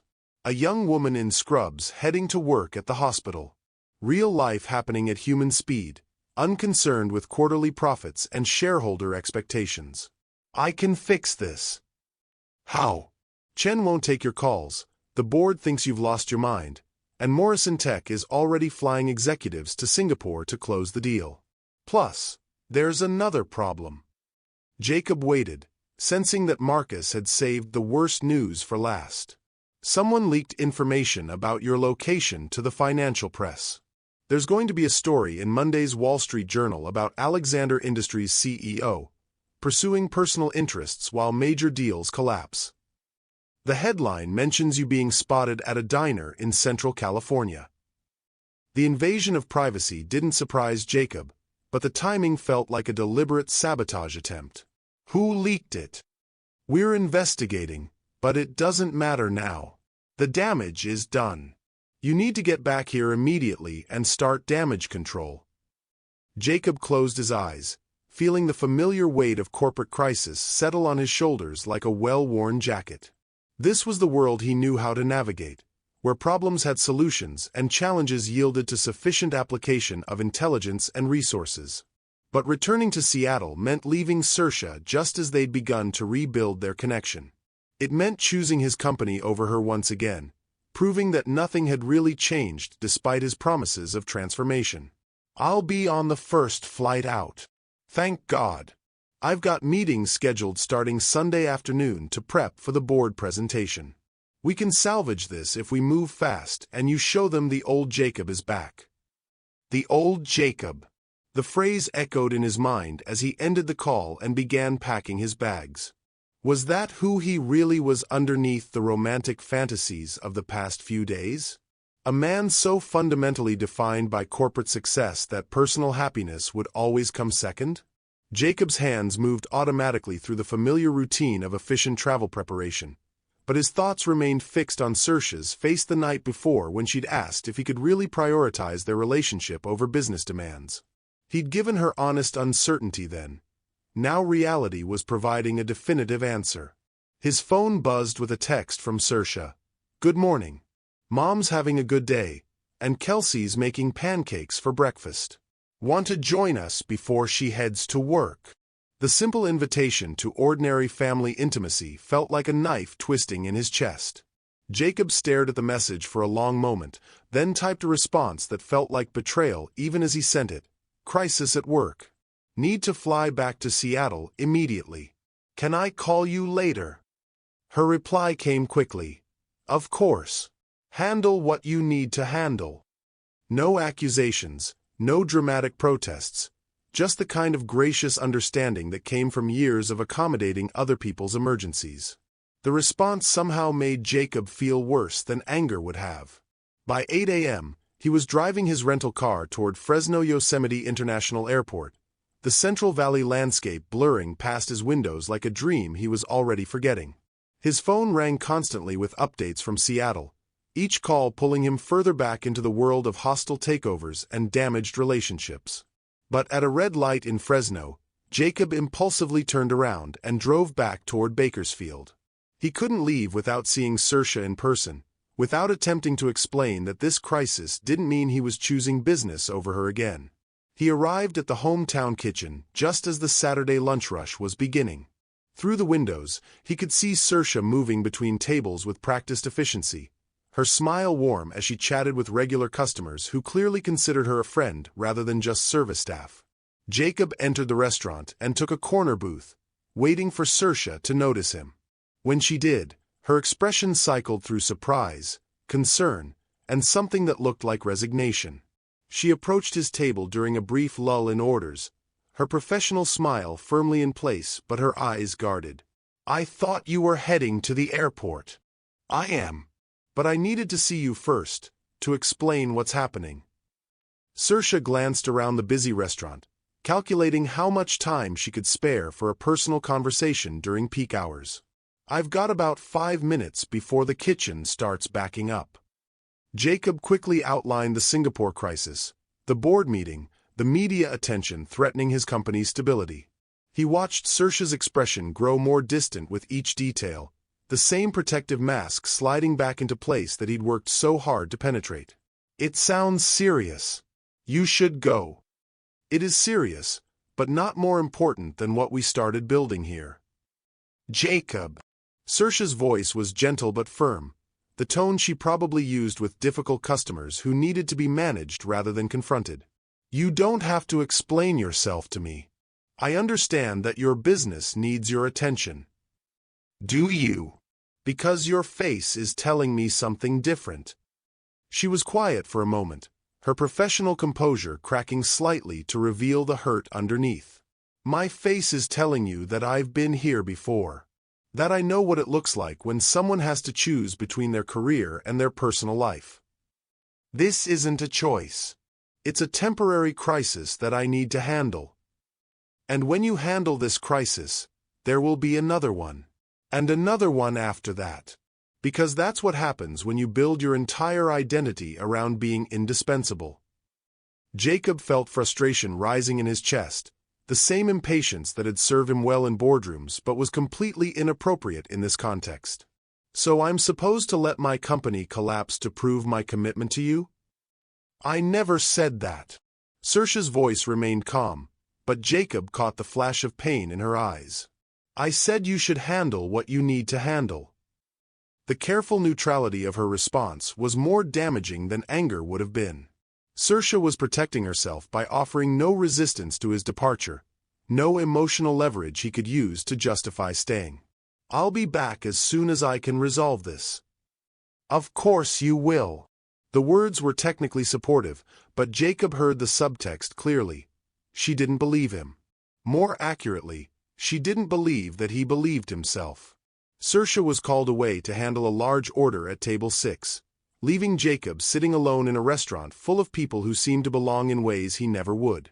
He watched her work, noting how she remembered every customer's preferences, how she managed multiple conversations while keeping track of complex orders, how she made everyone feel welcome in a space that felt more like a community center than a commercial establishment. This was her world, built on relationships and daily presence rather than quarterly profits and strategic planning. Jacob had thought he could bridge the gap between their different realities, but the morning's crisis had exposed the fundamental incompatibility of their lifestyles. When Cersa returned to his table, Jacob had made his decision. "I have to go. The flight leaves in 2 hours." "I know. This doesn't change anything between us. I meant everything I said yesterday." Cersa's smile was sad and knowing, the expression of someone who'd heard similar promises before. "You meant it when you said it. Just like you meant it 25 years ago when you promised to write every day and visit every weekend." The comparison stung because it was accurate. Jacob had been completely sincere in his teenage promises, just as he was sincere now in his belief that he could balance corporate demands with personal commitment. But sincerity hadn't prevented him from gradually prioritizing convenience over love when real-world pressures mounted. "I'm not 18 anymore, Cersa. I understand what I'm choosing now." "Do you?" "Because from where I'm standing, it looks like you're choosing exactly what you chose before. The difference is that you're older and more polite about it." Jacob wanted to argue, to prove that this situation was genuinely different from their teenage separation. But the evidence was damning. Faced with competing demands, he was once again prioritizing his career over their relationship. "I don't know how to do this," he admitted. "I've spent 25 years building a life where everything revolves around business success. I can't just flip a switch and become a different person overnight." I'm not asking you to become a different person. I'm asking you to choose what matters most when those choices conflict. And you've already decided I can't make the right choice. Cersa was quiet for a long moment, her expression cycling through pain, disappointment, and finally a kind of weary acceptance. I've decided that I can't survive another round of waiting to find out whether I matter enough to prioritize. I did that once, and it nearly destroyed me. The finality in her voice hit Jacob like a physical blow. This wasn't anger that could be negotiated through or misunderstanding that could be clarified. This was the sound of a door closing on possibility. So that's it? One crisis and you write off everything we talked about building together. One crisis that reveals who you really are when the pressure's on. The same person who was going to call every day and visit every weekend until Stanford got demanding, and I became an inconvenience to manage rather than a priority to protect. Jacob felt something cracking inside his chest, the same helpless frustration he'd experienced 25 years ago when competing demands had forced impossible choices. But now he was older and supposedly wiser, with resources that should have made everything easier. I have to handle this, Cersa. My employees are depending on me. My investors trust me to protect their assets. I can't just abandon my responsibilities. I'm not asking you to abandon anything. I'm asking you to find a way to honor your commitments without sacrificing our relationship. But you can't see any option except choosing one or the other. Because sometimes that's the only choice available. No, Jacob. Sometimes that's the only choice you're willing to consider. The accusation hung between them like a physical barrier, separating their different worldviews more completely than the years or miles ever had. Jacob saw a woman who didn't understand the complexities of corporate leadership. Cersa saw a man who used those complexities to avoid making difficult personal commitments. Cersa's manager approached their table, clearly uncomfortable about interrupting but forced to buy the growing line of customers waiting to be seated. I'm sorry, Cersa, but we need table 12, and the kitchen's backing up orders. Of course. I'll be right there. She turned back to Jacob with the professional smile that had become her emotional armor. You should go catch your flight. I hope you can resolve everything in Seattle. Jacob stood up, reaching for his wallet to leave money he knew she wouldn't accept. This conversation isn't over. Yes, it is. Cersa's voice was gentle but absolute. Have a safe flight. She walked away to greet the family waiting for table 12, her warm restaurant persona sliding back into place so seamlessly that Jacob might have imagined the intimate conversation they just shared. But he could see the tension in her shoulders, the slight tremor in her hands as she poured water and distributed menus. Jacob left the restaurant feeling like he was abandoning a sinking ship, but he couldn't see any alternative that wouldn't result in his own professional destruction. The drive to Fresno passed in a haze of self-recrimination and frustrated logic, his mind cycling between justifications for his choice and recognition of its devastating consequences. At the airport, while waiting for his flight to board, Jacob called Kelsey's number. Mr. Alexander? Is everything okay? No, it's not. I had to fly back to Seattle for a business emergency, and your mother thinks I'm choosing my career over her again. Are you? The direct question forced Jacob to confront the truth he'd been avoiding. I don't know. I can't see any other option, but maybe that's because I'm not looking hard enough for alternatives. What kind of emergency? Jacob found himself explaining the Singapore crisis to a 21-year-old veterinary student, outlining the financial implications and political ramifications with the same detail he'd provide to his board of directors. Kelsey listened without interruption, then asked a question that stopped him cold. Is there any reason you have to handle this crisis in person? Can't you manage it remotely while staying here to work on your relationship with Mom? It's not that simple. The board needs to see me demonstrate commitment to the company, and the Singapore clients expect face-to-face meetings to rebuild trust. So you're choosing to meet their expectations rather than Mom's. I'm choosing to save my company from collapse.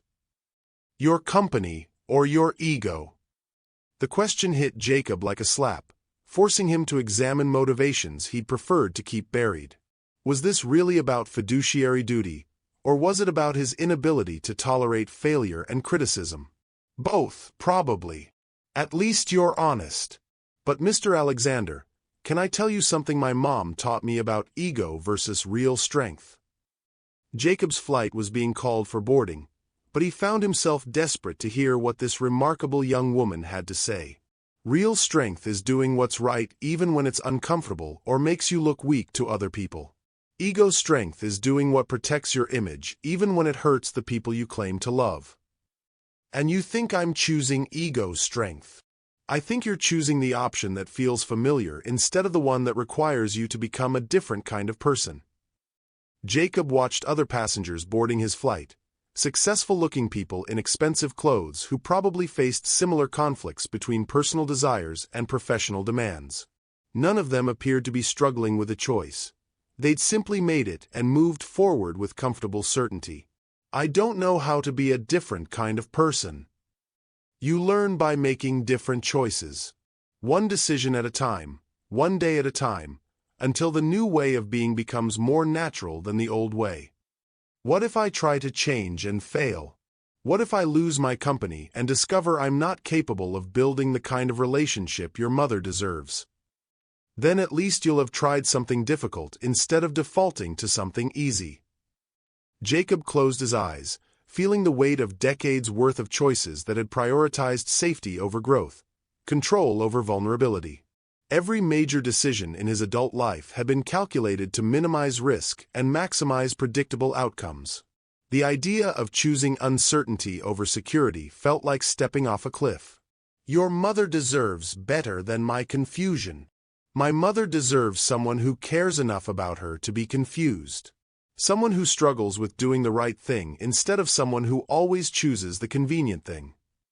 The final boarding call echoed through the terminal, and Jacob realized he was about to miss his flight. In 15 minutes, he could be on his way back to Seattle, where problems had solutions and success could be measured in quarterly reports. Or he could walk away from everything he'd spent 25 years building and trust that love was a strong enough foundation for reimagining his entire life. I have to make a choice right now. Yes, you do. And whatever you choose will tell Mom everything she needs to know about whether you've really changed. Jacob looked at the gate where the last few passengers were scanning their boarding passes, then at his phone displaying Cersa's number. 2 different futures stretched ahead of him, each requiring a different version of himself to navigate successfully. He thought about Margaret McMahon's proud description of her daughter's strength, about Kelsey's fierce protection of the family that had sustained her through every challenge, about Cersa's steady grace in building a meaningful life without the advantages he'd taken for granted. Then he thought about the Singapore deal, the board meeting, the Wall Street Journal article that would question his competence and commitment. Professional humiliation versus personal possibility. The familiar path versus the unknown territory of putting love first. Jacob made his choice. He walked to the gate agent and explained that he wouldn't be boarding the flight, accepting the financial penalty and rebooking complications with surprising calm. Then he called Marcus. Thank God you're in the air. I've got the Seattle team assembled for damage control meetings as soon as you land. I'm not in the air. I'm not coming back to Seattle. The silence stretched for nearly 30 seconds before Marcus found his voice. What do you mean you're not coming back? I mean I'm handling this crisis remotely. Set up video conferences with the board, arrange digital meetings with potential Singapore replacements, hire a crisis management firm to handle media relations. Do whatever needs to be done, but do it without expecting me to abandon my personal life for professional convenience. Jacob, you're not thinking clearly. This is career suicide. Maybe. Or maybe it's the first intelligent decision I've made in 25 years. Jacob hung up before Marcus could argue further, then walked out of the terminal into the Central Valley sunshine. He had no idea whether his company would survive his absence, whether the board would remove him from leadership, whether he'd destroyed everything he'd worked to build. But for the first time since returning to Bakersfield, Jacob felt like he was moving toward something instead of running away from it. The drive back to Bakersfield took an hour, giving him time to consider what he would say to Cersa when he walked back into the restaurant. He couldn't promise that choosing her over his career would solve all their problems or guarantee a successful relationship. He could only promise that he was finally willing to find out what happened when love came first. The hometown kitchen's lunch rush was winding down when Jacob walked through the door for the second time that day. Cersa looked up from wiping down tables, her expression cycling through surprise, confusion, and something that might have been hope. He approached her slowly, aware that every customer in the restaurant was probably watching this unexpected drama unfold in their familiar neighborhood gathering place. "I thought you had a flight to catch." "I did. I chose not to catch it." Cersa set down her cleaning supplies, giving Jacob her full attention for the first time since the morning's painful conversation. "What does that mean?" "It means I'm learning to make different choices. One decision at a time, one day at a time, until putting you first becomes more natural than protecting my ego." Recognition flickered in her eyes as she realized he was quoting her daughter's advice. "You talked to Kelsey. She reminded me that real strength means doing what's right even when it's uncomfortable. And abandoning you again would be comfortable for me professionally, but completely wrong in every way that matters." Cersa was quiet for a long moment, studying his face as if trying to determine whether this transformation was genuine or another romantic gesture that would crumble under real-world pressure. "What about your company? The crisis that couldn't wait will be handled by the competent people I hired to handle crises. If the board decides I'm unfit for leadership because I won't sacrifice my personal life for their comfort, then maybe I was never the right person for the job." "And if you lose everything you've worked for?" Jacob stepped closer, close enough to see the gold flecks in her brown eyes that had mesmerized him 25 years ago.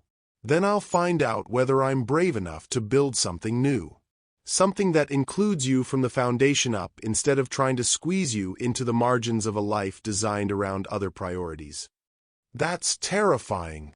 Terrifying for both of us. But I'd rather be scared with you than safe without you." Cersa's professional composure finally cracked, revealing the vulnerable woman who'd been hiding underneath the careful control. Tears gathered in her eyes as she realized that this time, finally, someone was choosing her when the choice became difficult. "Are you sure? Because I can't do this halfway, Jacob. I can't be your weekend hobby or your midlife crisis adventure. If we try this, it has to be real and permanent and completely committed." "I'm sure." Terrified, but sure. She reached for his hands, and Jacob felt the same electric connection that had defined their teenage romance, now deepened by adult understanding of how rare and precious such connections truly were. "Then let's be terrified together and see what happens." Around them, the restaurant had gone completely quiet as regular customers witnessed what was clearly a significant moment in their favorite waitress's life. Someone started clapping, and soon the entire dining room erupted in applause for a love story 25 years in the making. Jacob pulled Cersa into his arms, kissing her in front of God and the good people of Bakersfield, California, finally choosing love over everything else that had once seemed more important. But even as he held her close, Jacob's phone buzzed insistently with calls from Seattle, reminding him that choosing love was only the beginning of the challenge ahead. The phone wouldn't stop ringing. Jacob sat in his hotel room at the Hampton Inn on Rosedale Highway, watching the screen light up with calls from Seattle every 30 seconds.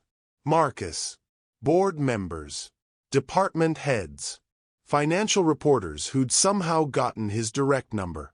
Each ignored call felt like another bridge burning behind him. At 11 p.m., he finally answered. "Jacob, thank Christ." Marcus's voice was ragged with exhaustion and barely controlled panic. "I've been trying to reach you for 6 hours. The Singapore situation has gone completely nuclear." "How nuclear?" Chen Industries issued a public statement calling Alexander Industries unreliable partners led by an absent CEO who prioritizes personal matters over professional obligations. The Wall Street Journal moved up their story to tomorrow's early edition. And Morrison Tech just announced they've secured the Singapore contract with terms 20% better than what we offered. Jacob felt the familiar knot of crisis management tighten in his stomach, but something had changed in his response to corporate disaster. The panic felt distant, like someone else's emergency he was observing from a safe distance. What about the board meeting? Moved to tomorrow at 9 a.m. Pacific. Emergency session. Patricia Hendricks called me directly and said they're prepared to invoke the CEO replacement clause if you don't appear with a convincing explanation for your absence. Patricia Hendricks was the lead independent director, a former Fortune 500 CEO who'd never shown Jacob anything but professional respect. If she was leading a charge against his leadership, the situation was more serious than he'd realized. Have you prepared damage control strategies? I've prepared 23 different scenarios, but they all require your presence and personal testimony. The board needs to see that you're committed to the company's future, not checking out mentally like the previous CEO before his breakdown. The reference to his predecessor stung. Robert Chen had built Alexander Industries into a billion-dollar enterprise before personal problems destroyed his judgment and nearly bankrupted the company. Jacob had spent 5 years rebuilding stakeholder confidence after that disaster. Now he was facing similar accusations of prioritizing personal interests over fiduciary responsibility. Marcus, I need you to listen carefully. I'm not coming back to Seattle tomorrow. The silence on the other end stretched so long that Jacob wondered if the call had dropped. You're not coming back. I'm not abandoning the company, but I'm not playing the game where every crisis requires my physical presence to prove my commitment. We're going to handle this remotely. Jacob, you're not thinking rationally. This isn't some minor public relations issue we can manage from a distance. The board is questioning your mental stability. The financial press is writing articles about your leadership competence. Our stock price dropped 12% in after-hours trading. This is an existential threat to everything we've built. Then we'll build something different. What the hell does that mean? Jacob walked to his hotel window, looking out at the parking lot where a young couple was loading suitcases into a pickup truck, probably heading out for a weekend camping trip that would cost them less than his hotel room but might create memories they'd treasure forever. It means I've spent 15 years proving my worth by being available 24 hours a day for every crisis, real or imagined. And what has that gotten me? A company that can't function without my constant presence, and a personal life so empty that I haven't had a meaningful relationship since I was 18.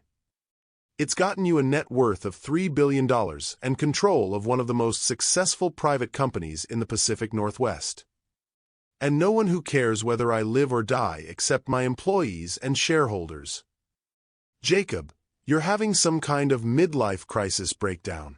This is exactly what happened to Robert Chen right before he started making decisions that destroyed everything. The comparison hit Jacob like a physical blow because it contained enough truth to be devastating. He was behaving erratically by corporate standards, prioritizing personal desires over business logic, making emotional choices that threatened rational systems. But Robert Chen's breakdown had been about escaping responsibility and avoiding consequences. Jacob was trying to expand his definition of responsibility to include personal relationships and emotional health. Robert ran away from his problems. I'm running towards something better. You're running toward a waitress in a diner instead of facing a board of directors who control your company's future. The dismissive tone in Marcus's voice triggered something protective and fierce in Jacob's chest. Her name is Cersa, and she's more intelligent and accomplished than half our board members. She raised a daughter who's going to be a veterinarian while working 3 jobs and caring for elderly parents. She turned a failing restaurant into the social center of her community. She survived 25 years of challenges that would have broken most people, and she did it with more grace and dignity than any executive I've ever worked with. Fine, she's wonderful. But she's not worth destroying your career over. Maybe my career isn't worth preserving if it requires me to treat the people I love as expendable. Jesus, Jacob, listen to yourself. You sound like a romantic comedy character, not a business leader. Love doesn't pay salaries or generate quarterly returns or protect pension funds. Responsibility does. The accusation stung because Jacob had always prided himself on understanding the weight of other people's financial security. Alexander Industries employed over 800 people whose mortgages and children's college funds depended on the company's continued success. His decisions affected their lives in concrete, measurable ways. I'm not abandoning responsibility. I'm trying to figure out how to be responsible to more than just shareholders and employees. By missing the most important board meeting in the company's history? By proving that the company can survive without my physical presence for every crisis. If we've built something that collapses because I'm not in a conference room for one meeting, then we've built something fundamentally unstable. Marcus was quiet for a moment, and Jacob could hear him typing rapidly, probably pulling up financial reports or crisis management protocols. The board won't see it that way. They'll see a CEO who abandoned ship when things got difficult. Then maybe they need a different CEO. You don't mean that. But Jacob was surprised to discover that he did mean it, at least partially. The idea of losing Alexander Industries terrified him, but not as much as the idea of losing Cersa again. Somewhere in the past 3 days, his priorities had shifted in ways that made corporate success feel less essential to his identity. What would happen if I resigned? Are you insane? You'd lose everything. Your salary, your equity stake, your severance package. The non-compete clause would prevent you from starting a similar company for 3 years.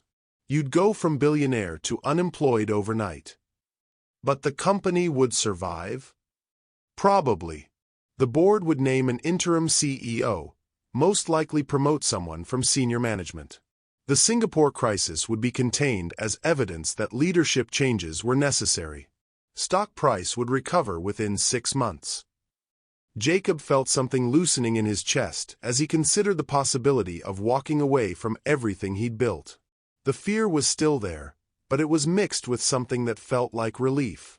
And our employees would keep their jobs? Almost certainly.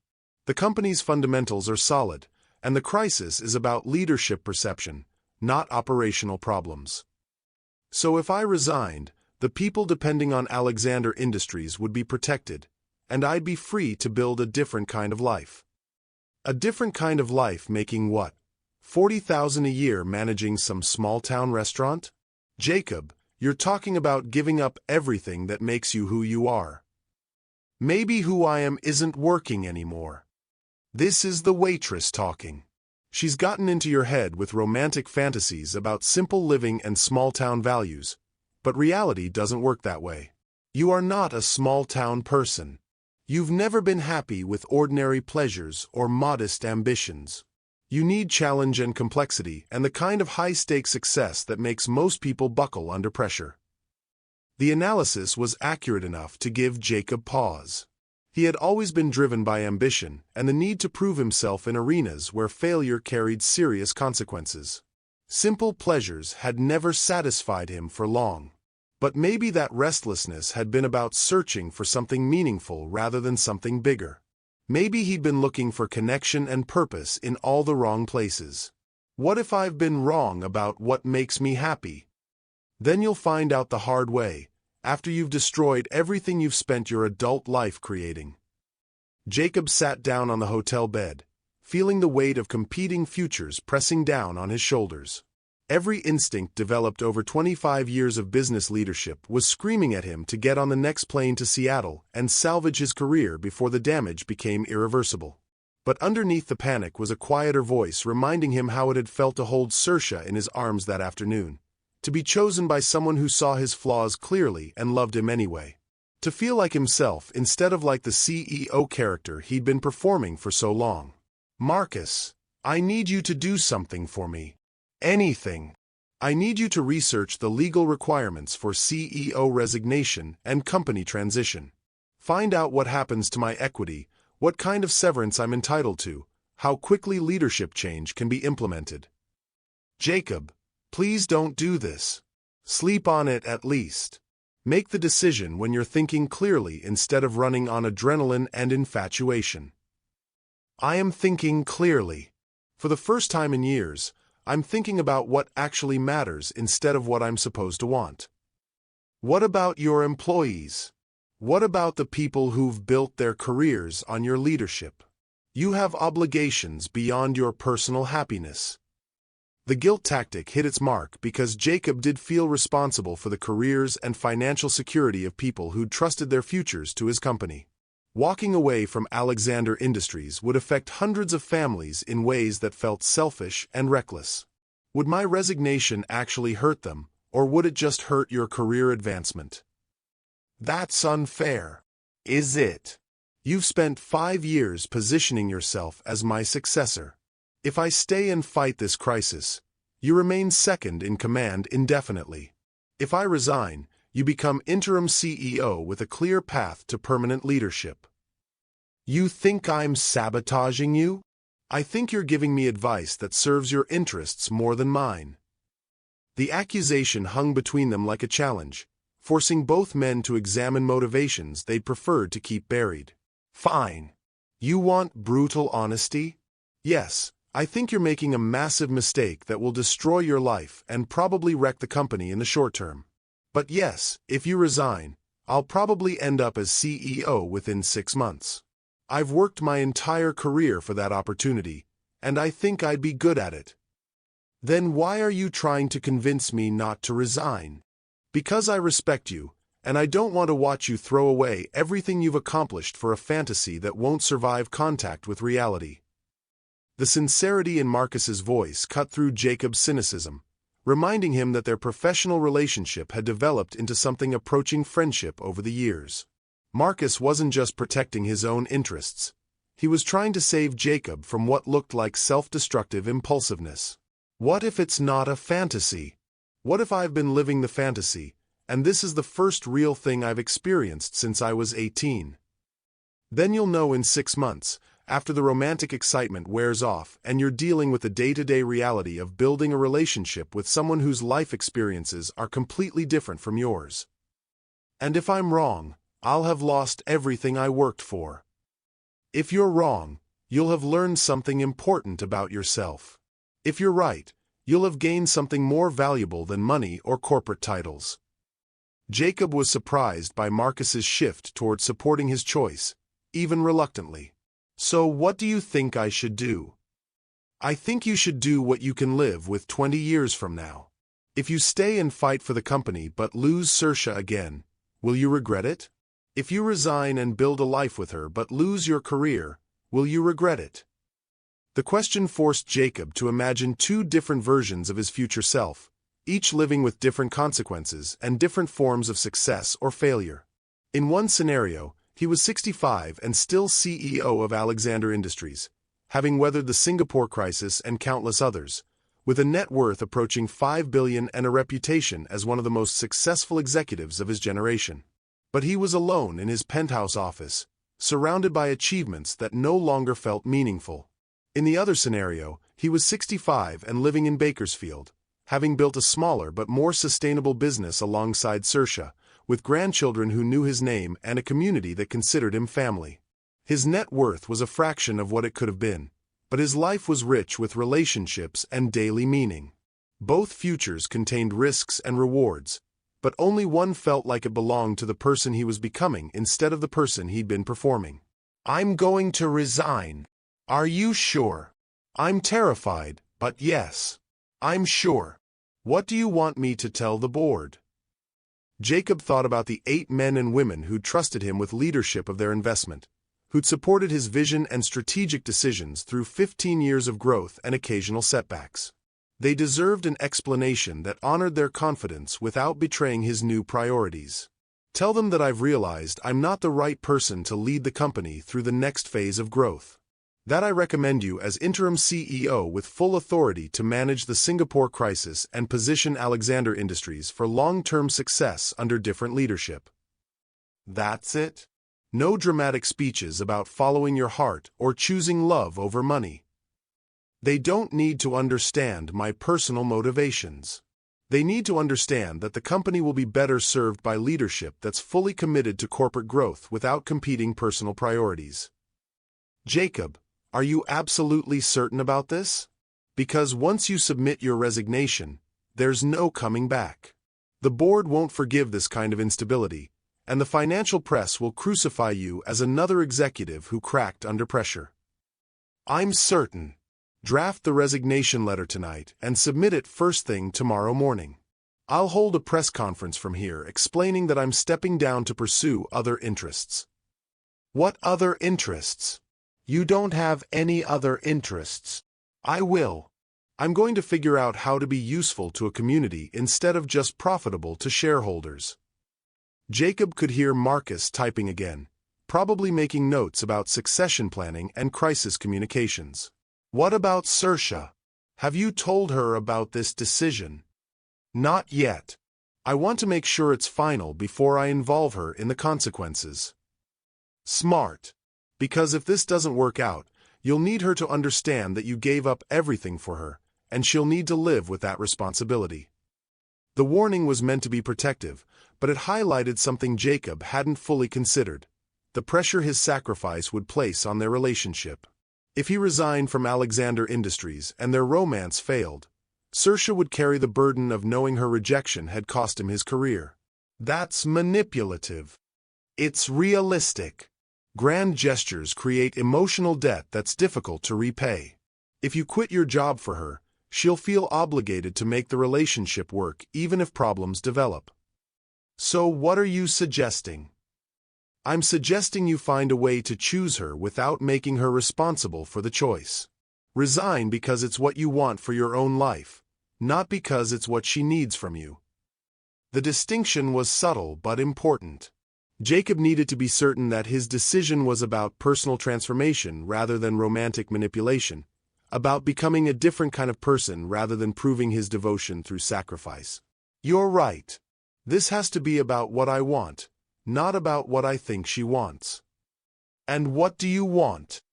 Jacob looked around the generic hotel room with its corporate furniture and motivational artwork, thinking about all the similar rooms he'd occupied during 15 years of business travel. Comfortable, efficient, utterly forgettable spaces designed for people passing through rather than settling down. I want to live somewhere that feels like home. I want to wake up next to someone who knows me as more than my job title. I want to build something that makes people's lives better in ways I can see and measure personally. Those are good wants. They're also completely different from anything you've wanted for the past 25 years. Maybe that's the point. Maybe I've been wanting the wrong things. Or maybe you've been wanting the right things for the wrong reasons. Success and achievement aren't inherently bad, Jacob. The question is whether you're pursuing them for external validation or personal fulfillment. The insight forced Jacob to examine his motivations more carefully. Had he built Alexander Industries because he enjoyed the challenge and complexity of business leadership, or because success provided proof of worth he couldn't generate internally? Both, probably. But the external validation part has stopped working. I could double the company's revenue tomorrow, and it wouldn't make me feel like I was living a meaningful life. Then you're making the right choice, even if it's the terrifying choice. Jacob felt something settling into place in his chest, a calm certainty that surprised him with its strength. This wasn't impulsive romanticism or midlife crisis desperation. This was the deliberate choice to prioritize emotional health over financial security, relationships over achievements, presence over productivity. Thank you for listening, Marcus. And for being honest about your own interests. Thank you for creating opportunities one never could have imagined. I hope this works out the way you're dreaming it will. And I hope you're a better CEO than I was. I hope so too. The company deserves leadership that isn't conflicted about being there. After ending the call, Jacob sat in silence for nearly an hour, letting the magnitude of his decision settle into his consciousness. By tomorrow evening, he would no longer be CEO of Alexander Industries. His business cards would be worthless, his corporate email disabled, his office reassigned to someone else. But he would be free to build a life based on love rather than achievement, connection rather than competition, service rather than profit maximization. The fear was still there, sharp and persistent, but it was overwhelmed by something that felt like relief. For the first time since returning to Bakersfield, Jacob felt like he was moving toward his authentic self instead of away from it. At midnight, he walked out of the hotel and drove to Cersa's house. The porch light was on, and he could see her silhouette in the living room window, probably reading or watching late-night television. Jacob sat in his rental car for several minutes, gathering courage for the conversation that would determine whether his sacrifice was meaningful or catastrophic. Then he walked to the door and knocked softly. Cersa opened it wearing pajama pants and an oversized sweater, her hair loose around her shoulders in a way that made her look younger and more vulnerable. "Jacob, what are you doing here so late? I need to tell you something important. About my choice." She stepped aside to let him enter, leading him to the couch where they'd shared so much honest conversation over the past few days. "What choice?" "I'm resigning from Alexander Industries tomorrow morning." Cersa stared at him for a long moment, her expression cycling through surprise, concern, and something that looked like fear. "Because of me. Because of me. Because I realized that no amount of corporate success is worth living a life that doesn't include the people I love." "Jacob, you can't quit your job for me. That's too much pressure, too much responsibility. What if we don't work out? What if I'm not worth the sacrifice?" "You're worth it. But more importantly, I'm worth it. I'm worth living a life that makes me happy instead of just successful." Cersa reached for his hands, her expression serious and slightly scared. "Are you sure this is what you want? Not what you think I want, but what will actually make you fulfilled and content?" "I'm sure. Terrified, but sure." "What will you do for work? How will you support yourself?" "I'll figure it out.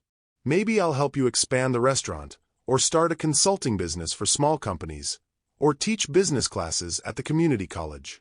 I have enough savings to take time figuring out what comes next." "And if you regret it? If you miss the challenge and excitement of running a billion-dollar company?" "Then I'll cross that bridge when I come to it. But I'd rather risk regretting a choice I made for love than spend the rest of my life regretting the choice I made for money." Cersa was quiet for a long time, studying his face as if trying to read his future in his present expression. "This is really happening. This is really happening. If you want it to happen, I want it to happen. God help me, I want it more than I've wanted anything in 25 years. But Jacob, you have to promise me something. Anything. Promise me that if this doesn't work out, if we discover we're too different or want incompatible things, you won't blame me for your choice. Promise me you'll own the decision completely, regardless of the consequences." "I promise. This is my choice about my life, not a sacrifice I'm making for you. And promise me you won't resent me if you miss your old life. If you wake up 6 months from now wishing you were back in Seattle closing billion-dollar deals." "I promise. Though I reserve the right to ask you to remind me of this conversation if I get temporarily nostalgic for corporate drama." Cersa laughed, and some of the tension left her shoulders. "I can handle that responsibility." Jacob pulled her closer, marveling at how right it felt to hold her in his arms, how completely her presence calmed the anxiety that had been his constant companion for years. "So we're really going to try this? Build a life together in Bakersfield, California. We're really going to try this. Though I should warn you, dating a former waitress is probably going to be a significant adjustment for a former billionaire CEO. Dating a former billionaire CEO is probably going to be a significant adjustment for a former waitress." They held each other in comfortable silence, both contemplating the enormous changes ahead and the possibility that love might actually be strong enough to overcome every practical obstacle. Outside, Bakersfield continued its quiet small-town rhythm, unaware that 2 lives had just committed to rewriting themselves completely. But in Cersa's living room, Jacob felt like he was finally coming home to the person he'd always been meant to become. Tomorrow would bring resignation letters and press conferences and the practical challenges of dismantling one life while building another. But tonight, Jacob was exactly where he belonged, with the woman he'd never stopped loving, making the choice that would define the rest of their lives together. The phone calls from Seattle could wait. Love had waited 25 years. It was time to make it the priority it had always deserved to be. The morning sun cast long shadows across the parking lot of Mel's diner as Jacob stood outside the glass doors, watching Cersa prepare for the breakfast rush. She moved with practiced efficiency, setting up coffee stations and arranging fresh pies in the display case, unaware that her life was about to change forever. Jacob's phone buzzed with another call from Seattle. This time it was Patricia Hendricks from the board of directors. He declined the call and turned off the phone entirely. Whatever storms were brewing in the corporate world would have to weather themselves. Today belonged to a different kind of future.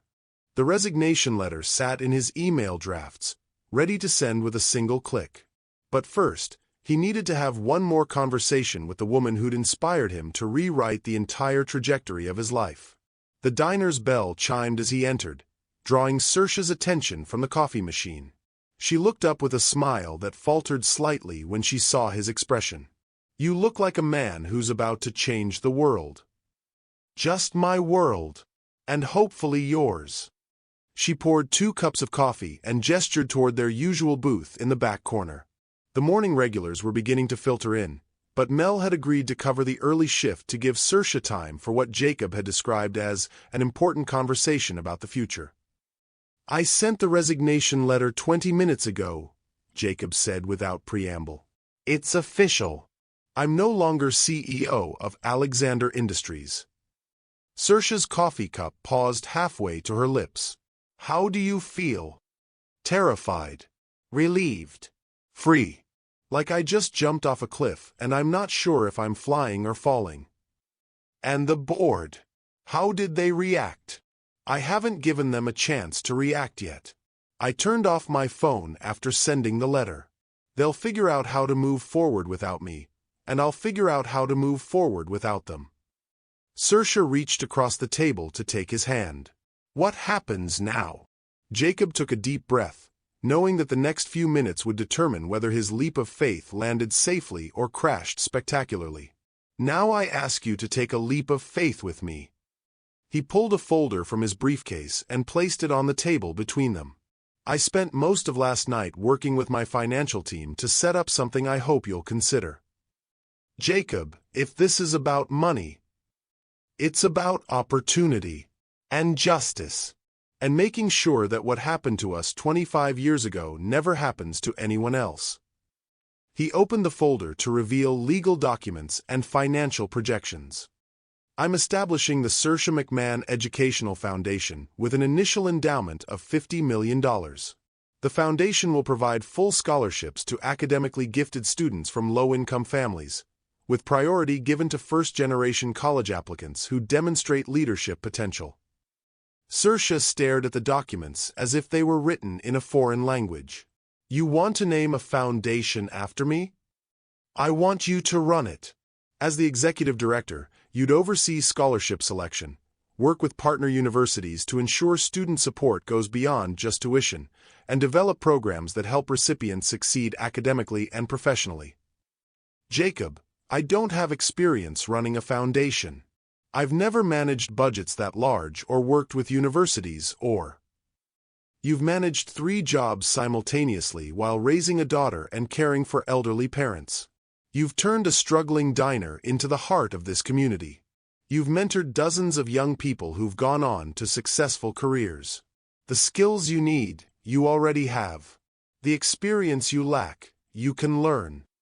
Cersa flipped through the documents, her expression cycling between amazement and overwhelming uncertainty. "This is incredible, but it's also huge. Life-changing huge.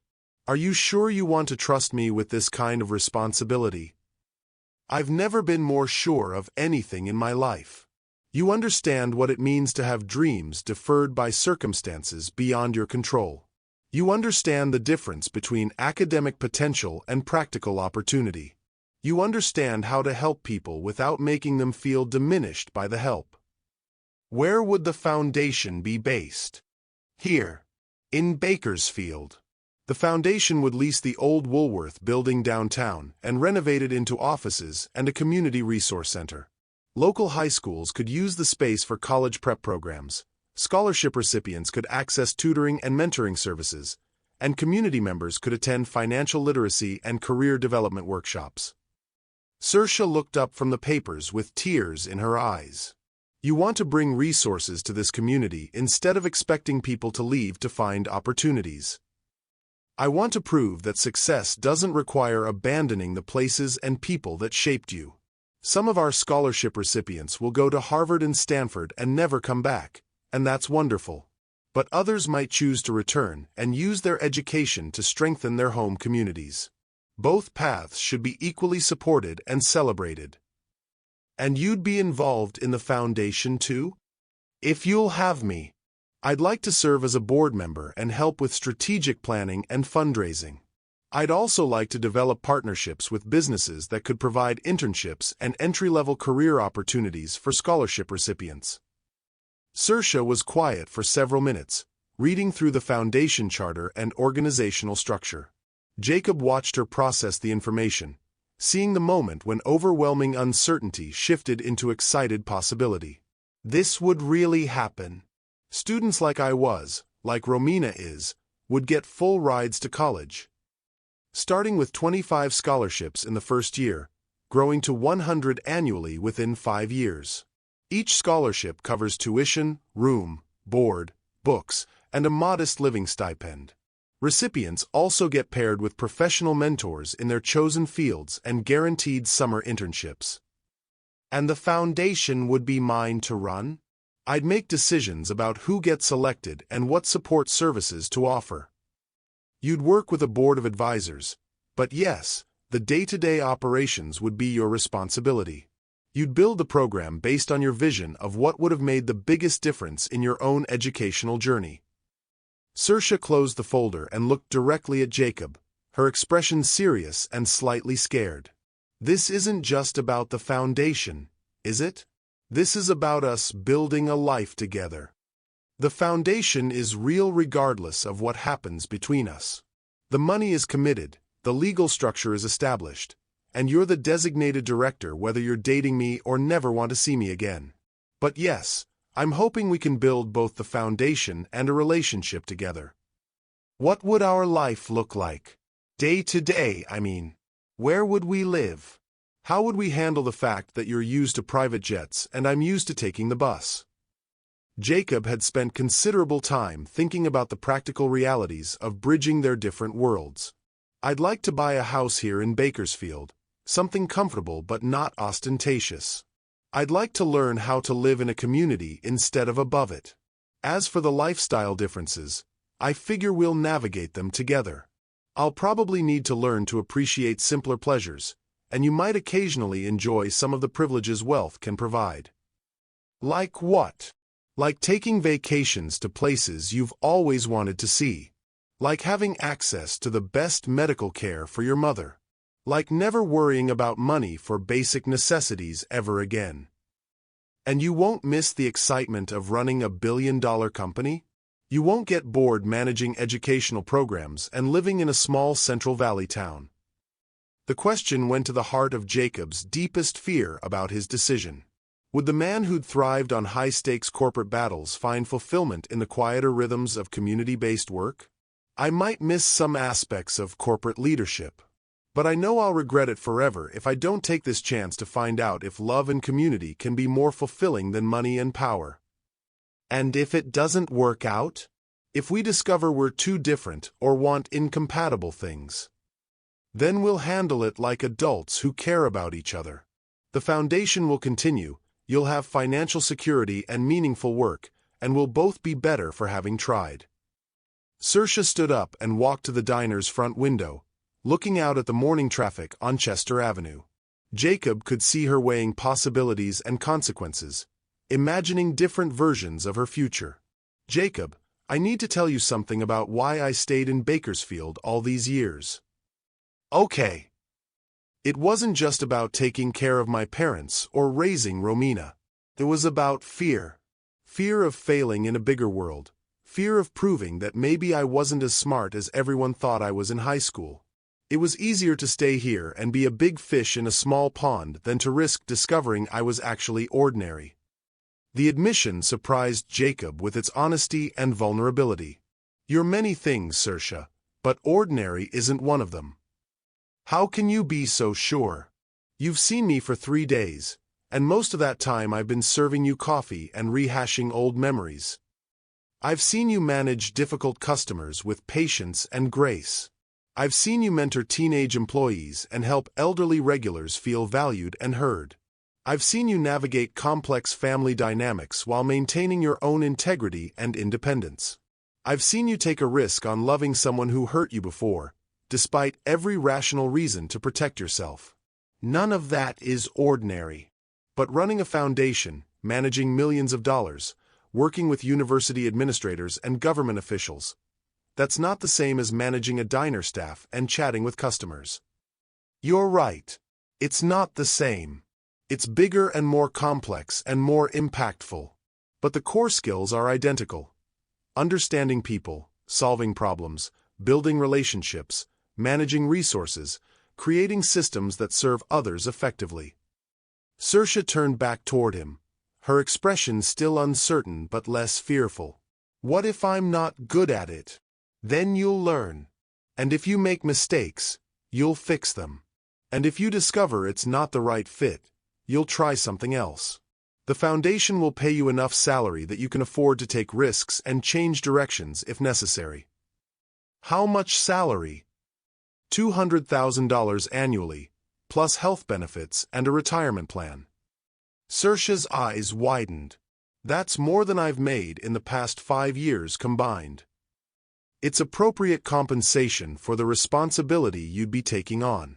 And it's enough to ensure you never have to worry about basic financial security again. Jacob, this is overwhelming.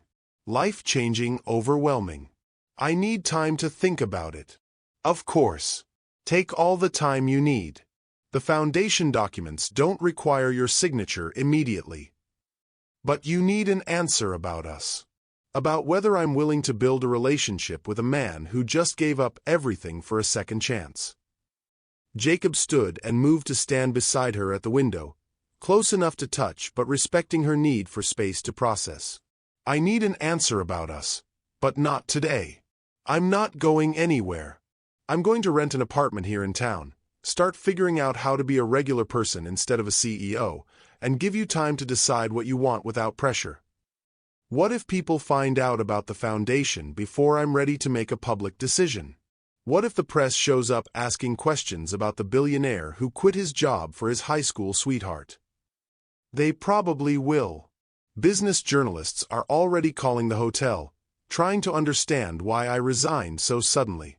But that's my problem to handle, not yours. You don't owe anyone explanations about personal decisions that haven't been made yet. Cersa leaned against his shoulder, allowing herself to accept comfort without committing to more than the moment required. This is crazy, isn't it? 2 people in their 40s trying to recapture something that might have been more about nostalgia than real compatibility. Maybe. Or maybe it's the sanest thing either of us has ever done. Choosing love over fear, connection over security, presence over productivity. And if we crash and burn spectacularly? Then we crash and burn spectacularly while trying to build something beautiful together. I'd rather fail at love than succeed at loneliness. The diner's bell chimed as the morning rush began in earnest. Cersa straightened, her professional instincts kicking in as customers filled the booths and counter stools.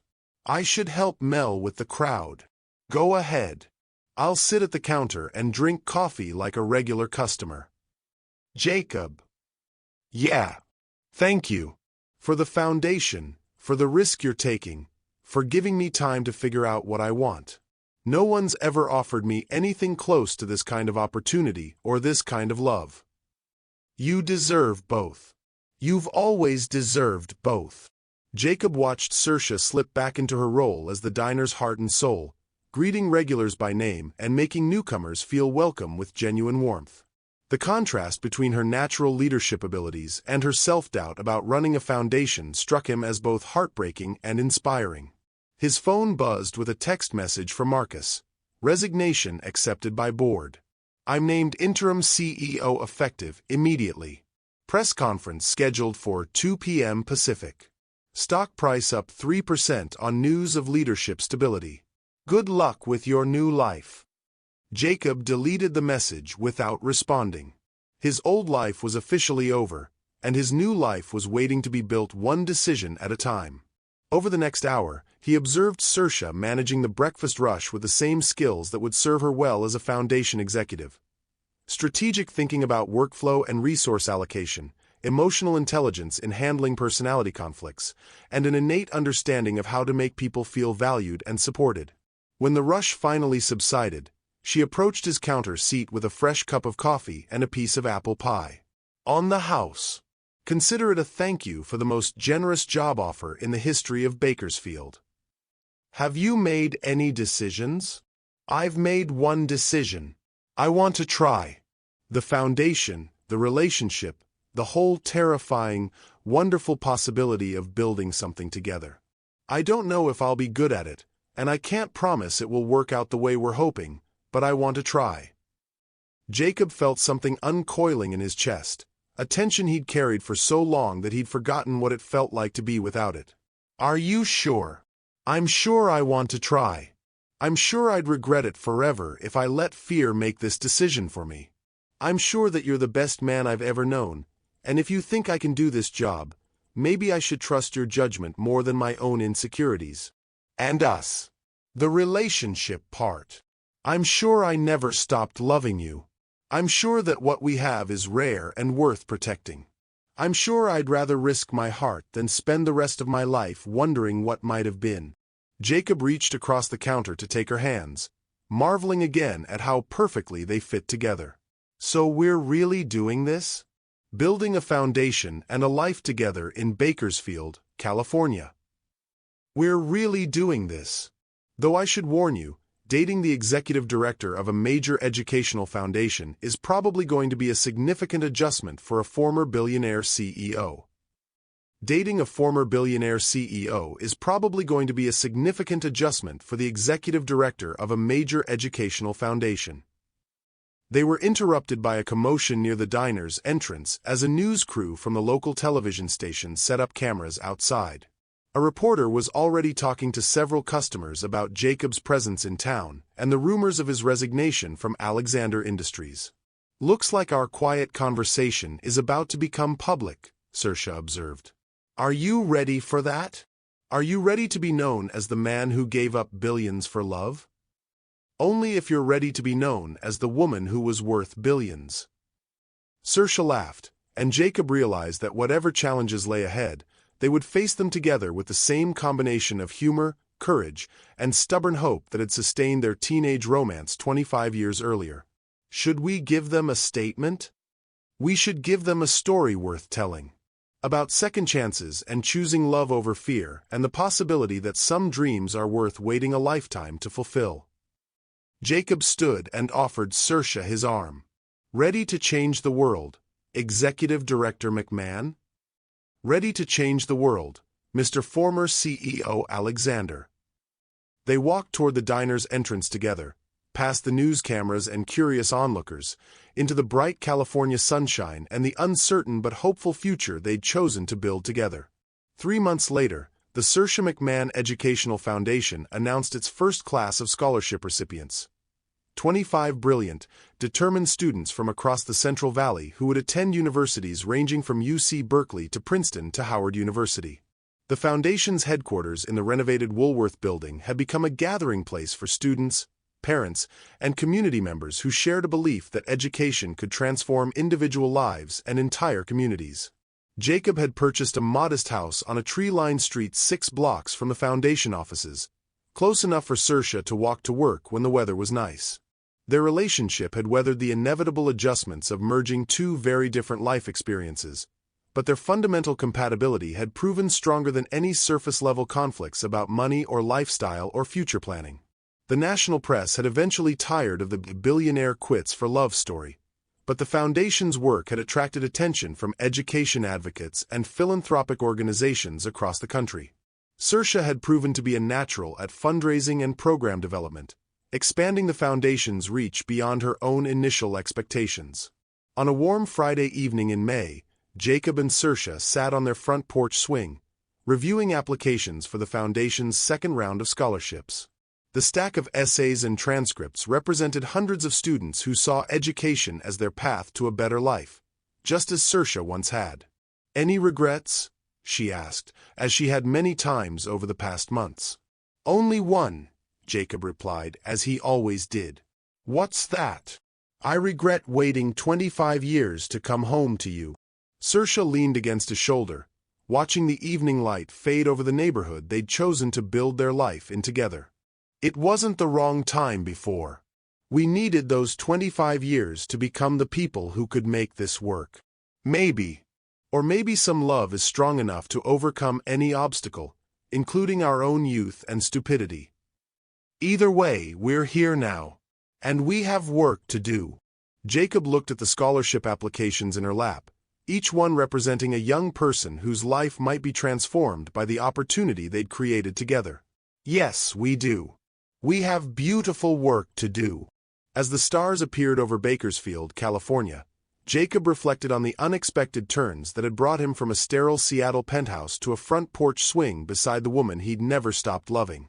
The corporate empire he'd built was thriving under new leadership.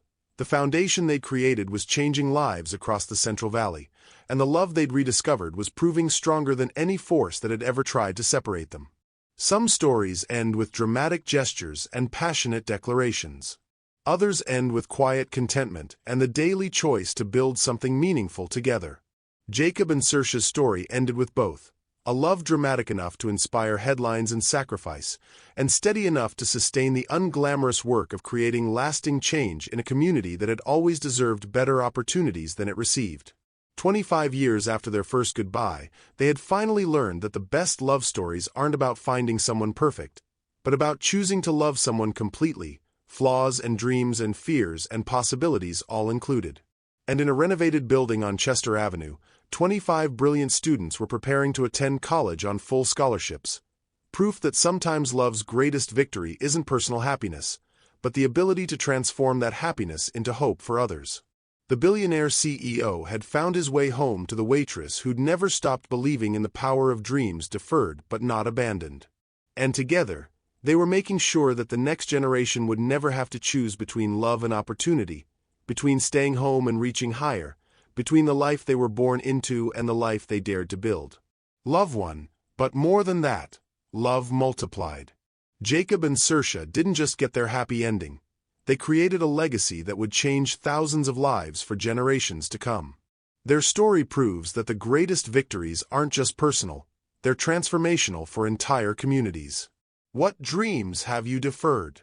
What second chances are you still hoping for?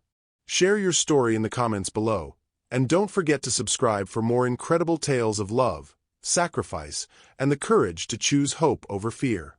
Sometimes the best headlines aren't about what we achieve, but about what we choose to give away.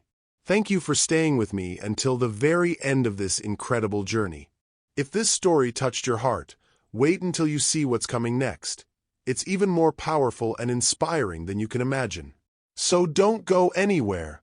Click on that video showing on your screen right now to dive into another amazing story that will absolutely blow your mind. Trust me, you won't regret it.